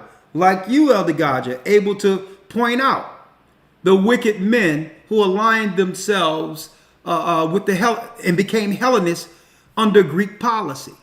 On and on and on. And this is how we delineate or separate ourselves from those who prophetically destroyed us in the past. And I'm not talking about white people. I'm talking about the people who've always sold out amongst our people. They're, believe it or not, they're really the greatest, really the serious issue we have to deal with. Okay? The other nations don't have to do much if our people are willing to do it for them. Okay? So, great point. Great point. All right. We only have 2 more calls, and then that concludes 270, then Sunshine. Somebody tried to disguise themselves as Sunshine last week. 270 area code. Shalom, brother. How you doing? I'm blessed by the Almighty. Yourself? Oh, I'm good, man. I'm good. I was just thinking about what you were talking about as far as what's going on in New York and with the immigrants. And I was watching one of my favorite movies the other day called Gangs in New York. You ever seen it? Yep. I seen it. Well, it's funny because politics, and especially the Democratic Party in reference to the immigrants, hasn't changed since 1863. You know, it's funny, you know, how you were talking about what's going on with, you know, how the immigrants are up in y'all's rec centers and basically circumventing y'all. And Daniel Day-Lewis, he he made a statement. You know, he was like, you know, I don't see no Americans. I just see Irish hearts, because it was the Irish that was the immigrants at the time. And he was like, they do a job for a nickel, what an N-word does for a dime, and a white man used to get a quarter for. And I'm just like, wow. You know, I was watching that, and I was like, man, that's pretty much what Elder says, but not in those words. You know, as far as how they circumvent y'all, and then 2 generations later, they're able to become, you know, they're able to advance up to above y'all, basically. You know what I mean? I mean, think about it. Through the Most High, we built the country, right? They brought in the immigrants they brought in the immigrants of America who were Italians, and the Italians made themselves a part of the political structure and catapulted right over us. Even the Irish did it first, Yeah, the Irish did it, then the Italians, and we built the country. And now the Asians came last. Same system, and now they are now over the political construct in all the major cities, right up over us with the same program. And like I was mentioning, of course, the government isn't going to do anything different, brother. Why? Because it works every time. Our people will not change. We will not view this as it should be viewed ever. This is why they don't change the model. They just switch out the people. And no other people would have allowed this in particular to continue to happen to them with the same playbook over and over and over again. Let me tell you, if we're not, you gotta look at you gotta. I'm sorry. You gotta look at the ideology they're bringing in too. These Ukrainians and a lot of these Asians, they've been raised under communism for the past 70 years. You gotta keep that in mind too, of how that's going to influence our politics, especially within the Democratic Party, which is already socialist and communist to a certain degree. Listen, brother, if they had, I'm sorry, I didn't mean to interrupt you. No, that's fine. If they had time, if they had the time, real time, if they had 10, just say if they had 20 more years, in 20 years, if they had it, every black church in the United States would be turned into apartments if they had the time. It's over. I can see that. Listen, I can see that. They started with our schools. West Philadelphia is a loft now. They have luxury loft apartments in West Philly High now. And next it will be the churches. Church is going to be new apartments, or they're going to turn them into luxury apartments, or they'll probably use it for anything else. But I'm gonna tell you, our people sold out. They've sold their souls. So great point, brother. I live in Tennessee, and I live in one of the red states, and I'm seeing, just for the past 6 months, I've seen so many homeless black women out, something I've never seen before.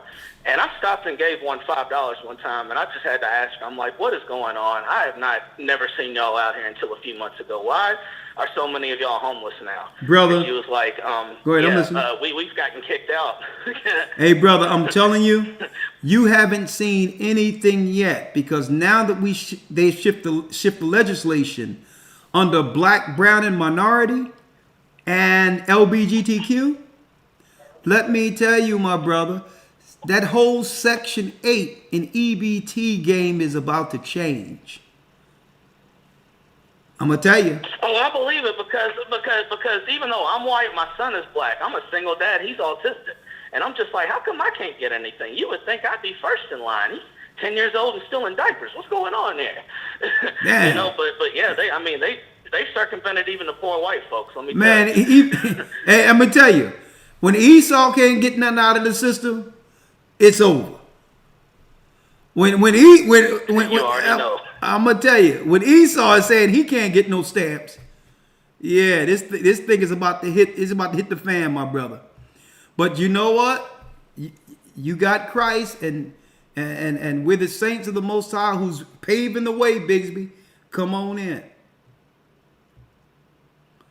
I'd actually like you to call me. I don't know if there's a way to get baptized around where I'm at, but I've actually been listening to y'all for some time now. It's funny how I came across you. I wasn't even looking for a Bible lesson. It was right after Donald Trump got elected. And I typed in Donald Trump Freemason. Oh, I thought this was Bigsby. And This ain't Bigsby. This is Tyler. How you doing, Tyler? I never met you before, right? Yeah. You got me hooked on beef bacon. Let me tell you, that's you. Okay. Oh, Tyler. But yes, sir. What? But yeah, I came in.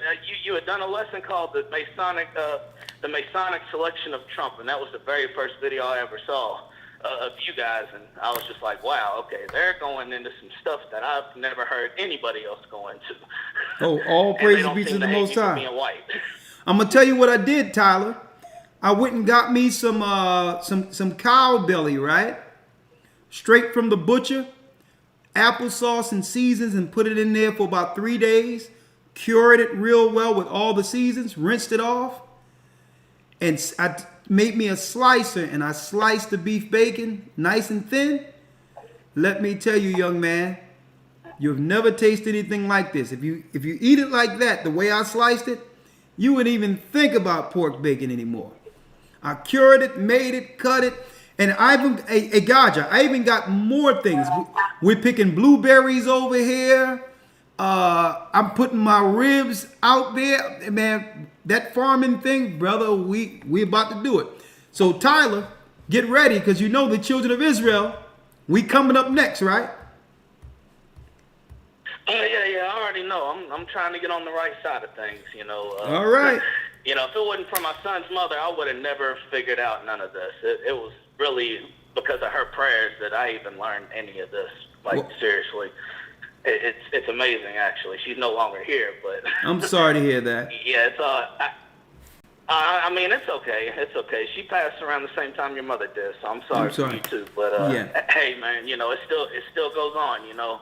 Yeah. She was on dialysis, and she was just praying for the truth, and we were caught up in the Egyptian consciousness. We had a lot of friends that were involved with that, and then she's just like, man, something about that ain't right, and she just prayed to get it. And before you know it, she was in the hospital one day. I'm messing around on the internet, and I start coming across stuff, and I'm like, whoa, okay. It's the Bible that's true. It's the religion that's fake. I couldn't separate the two beforehand, you know. But all praises. Well, I appreciate y'all for what y'all do, man. I appreciate y'all coming out here every Wednesday and Saturday and continuing to do this year after year. I appreciate it. You welcome. Well, Tyler, I'm going to call you up, brother, and welcome to the body, and all praises. And his name is Ahaya. Pray in that name. That's the God of all gods. Oh, I already know. My man. All right, I bless already you. know, brother. Bless I already you, know. All right. Please. I'll be looking forward to your phone call, brother. You have a blessed evening. You bless you, my brother. This gospel shall be taught throughout the four corners of the earth, Gaja, then the end shall come. What say you, Gaja, before we bring Sunshine in? Just when the brother just said just before that dialysis, man, one of our brothers them over there in California is on dialysis. I'm asking, you know, the brothers within the body of the four corners to just send some prayers up for him. Brother Bruns. Yes. And Bruns, I don't know if I've walked Bruns through. I talked with him. I was through the whole process at the hospital. We made sure through the Spirit of the Most High, he had the herbs that can help supplement while they go through the process. And hopefully his dialysis is a temporal situation. So that's right. Let's continue our prayers up. But I was with him through the whole process to make sure nothing happened to him. So yeah, man. Praise the Most High, man. All right. I found out late, you know. So yeah. Oh yeah. I was there. Even his wife was calling me while he was in the hospital. Believe me, we was up on everything. But I want to travel to California, see him myself, and we do have. I'm going to set a little music tour with praise music and all that. Where we're going to be going from coast to coast, international, and dropping the word from here to Africa. So I'm going to be talking to you about that, Gaja, soon. All right. That's right. Yes, sir. That's right. All right, but we going with Bronze where the music is. So I'm gonna go out and see him soon. So all praises. All right. All right. Bless you, bless you, bless you, bless you. Last call for the day. Sunshine. This concludes our weekly broadcast. Sunshine, talk to us. Shalom. Hello. Hi. Hello. Shalom. What's happening? Hello. Hi. Shalom. Now that's Sunshine. Hi. Yeah, we thought someone cloned you last week. Talk to us. Hello? Yeah, we thought your clone was talking last week. Who cloned Sunshine? Okay. Elder. Come on, girl. You got to come with it. Come with it. Okay. Wow. Okay, Elder. History repeats itself. We have trusted in oppression and stayed thereon from one kingdom to the next. Homeborn in our mindset to acquiesce to the label of us as slaves to the nations who, have despitefully used us, hit them, and anyone who's despitefully used us and continue to use us as they use their laws against us from Egypt to Egypt spiritually now. And we have given our talents onto those, without the gate who won't appreciate them but operate as dogs and swines and sorcerers against us. And when a moment to get out of the rut and the loop-de-loop is presented to us to be that light, we shun it and mock it and try to tear it down in our defiances and rebellion in our lives against our kingdom and our own power. And instead we lean towards on the wickedness and the consequences of our choices and coddle all the things that have torn us down, so that instead of rising to our rightful places in order and responsibility and legacy onto the third and fourth generation, we in essence claim victimhood in a proud look, and we act out of pocket and act the part and stake this claim to slavery and being abused and cursed generationally to avoid the righteous code that is everything in the law of God that would guide us, and we would be guided by the Spirit unto the day of redemption. But just like the times of Samuel when we rejected the freedom under our Lord and Savior and under our Father in heaven, we again envy the ways of the Gentiles, so the split kingdom is again split, and again we are tributaries to all others wide open for the taking, because Moses' line is again drawn in the sand and Christ has drawn that line. And so those of us who say we love Christ but really hate him as he is written in the word are swallowed up by the whole earth unto death and destruction. Without Christ we are seen and treated as guilty because we are guilty without his blood, and because of the embrace of a multitude of delusions and sounds of the airs and waves, we latch on knowing the judgment. But these who do love Christ, really love him and choose Christ and embrace the truth, the way, and the life according to the word, are Israel, who are Israel and are of the free with the remnant Gentiles and are not bound by the lies and fear and worldwide deceptions and idolatry. So those that choose sin and are subjected to all that comes with sin, and including the invisible and being voiceless, and those who choose to replace their power, they are replaced, but whereas those who choose Christ, there's power in our hands for the remnant with eyes to see, and we're never broken as long as we hold fast unto death. And so we know that we will have life everlasting, so the battle is already won. That's right. That's all I wanted to say. It's already won. The battle's won. There you go, Sunshine. There you go.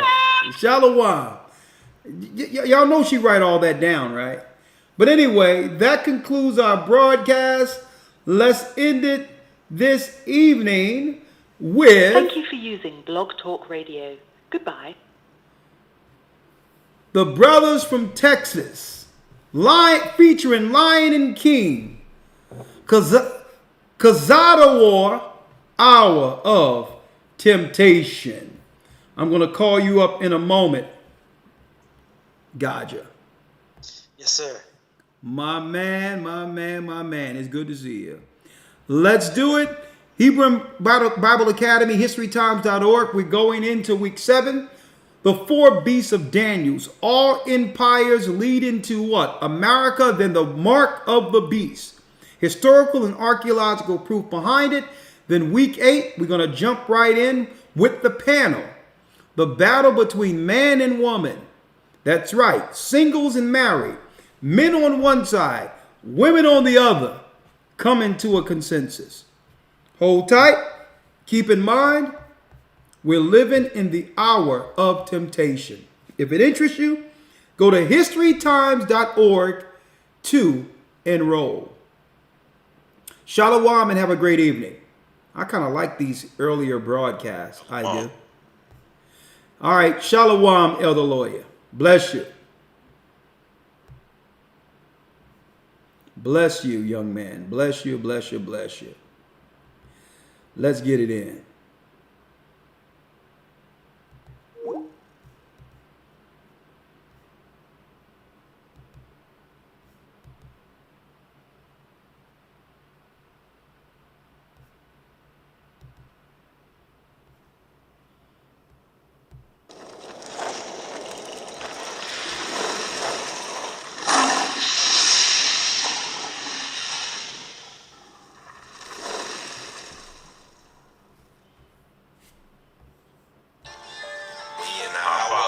Which art in heaven, hallowed be thy name. This is revelation. Thy kingdom come, thy will be done on earth as it is in heaven. And this is revelation. Give us this day our daily bread, and forgive us our debts as we forgive our debtors.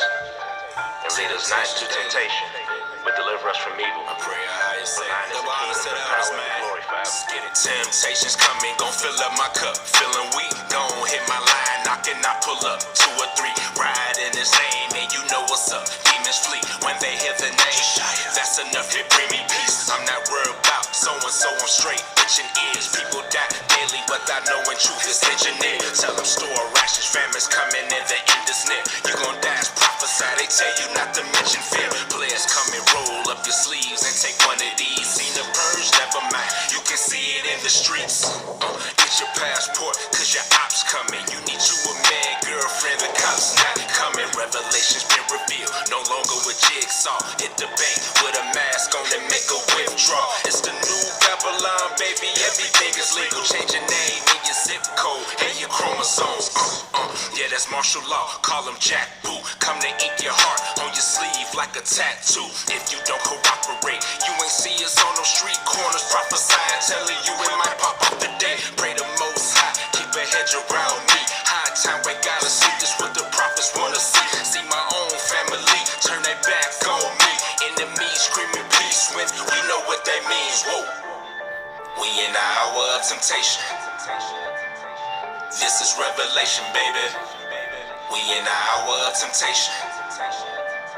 And this is revelation. Time flies, it's getting real about a minute. The righteous will remain, you be taken if you sin it. The evils will increase, this is only the beginning. As in the days of Noah, he's coming for a remnant, as it was written. The most are sending plagues on this earth as before. Even the people you love the most, the Bible said it turn to foe. Protect your family, keep them close. Resident evil creeping close. Still sleep, you don't want to see.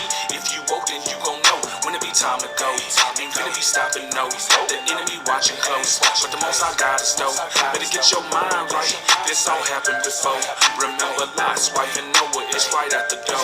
The ear is near, it's real. You got that still, but it won't matter unless you seal with the Holy Spirit, and that's for real. I'm just keeping it 144. Yeah, your soul on the line. I just wanna put it on your mind. Now's the time to draw the line. I don't speak with riddles. It's left or right, no middle. Oh, you wanna be hot and cold? You don't wanna be turned to spittle. You block your blessings, trying to live your life just like the wicked. You tripping. They time is ending while I was beginning. It's written. The opposition, man, we on the mission. Repentance. You ain't forgiven if you ain't forgiven. You get it? Don't spend your life living in competition. If it ain't by Christ up in your life, then you must keep your distance. Yeshaya, my king, Ahaya, my papa, Rawchaa, my mama. Now all that power, nada can stop us. We good. Endure this fighting as always. Don't stress, stay blessed and get your mind right. Get your mind right. Get your mind right. Get your mind right. We in the hour of temptation. This is revelation, baby. We in the hour of temptation. And this is revelation. Time flies, it's getting real about a minute. The righteous will remain, you be taken if you sin it. The evils will increase, this is only the beginning. As in the days of Noah, he's coming for a remnant in his white linen. It's about damn time, it's consummation of times. We judging Optimus Prime. Your cousin dropping the dime, said you in the coat. Or like that folk Christ said, all hell about to begin. Before we crack, I'm warming up and sitting on chairs just like a hen. Before the cock crow, they gon' knock down dogs. No Pimp C, Lil Kiki, Cyclops like Skull. See the beam in your eye, I can spot that mold. Plus the vengeance of the Lord, plus Christ my hold. Ready to insert they medical mercs. They ready to purge, then put up the hearse. They prophesying for the profit, but the people sign with no profit. See, I'ma tell like lobsters. You a shrimp, scampi, imposter. But I hope when you run, no eyes are gone. Blow the trumpet because some might not know. It's still like a diamond. We rich in 1,000. The 7 is climbing. We on heavenly timing. Better get it shake if you can't run from a dog. A higher was on, you know, we roaming the woods like a hawk. Decomposing their motives like them other parts that be under a law. We can see in the fall. We the chosen, not folding a hopeless media fraud. Wizard of Oz, the key to the call. And not obey the voice of my teachers. That means during the whole process, the teachers were given instruction. And we decided during the most prominent time in this earth, the most prophetic time in this earth, after all the works we put forth, after all the love we showed towards the Most High prior, we decided at the very last hour not to listen. He set up teachers to instruct the people. And anyone claiming that they're not following teachers and they just led by the Spirit and read the Bible by themselves, guess who's in the house with you? Guess who your teacher is? The devil. Satan is your teacher. The Most High has an order in heaven and on earth. And it behooves every one of the people within this earth, with total humility, to find that teacher and give them double honor, or you'll be out there by yourself. And guess what, brothers and sisters? No one can contend against this hour of temptation by themselves. No one.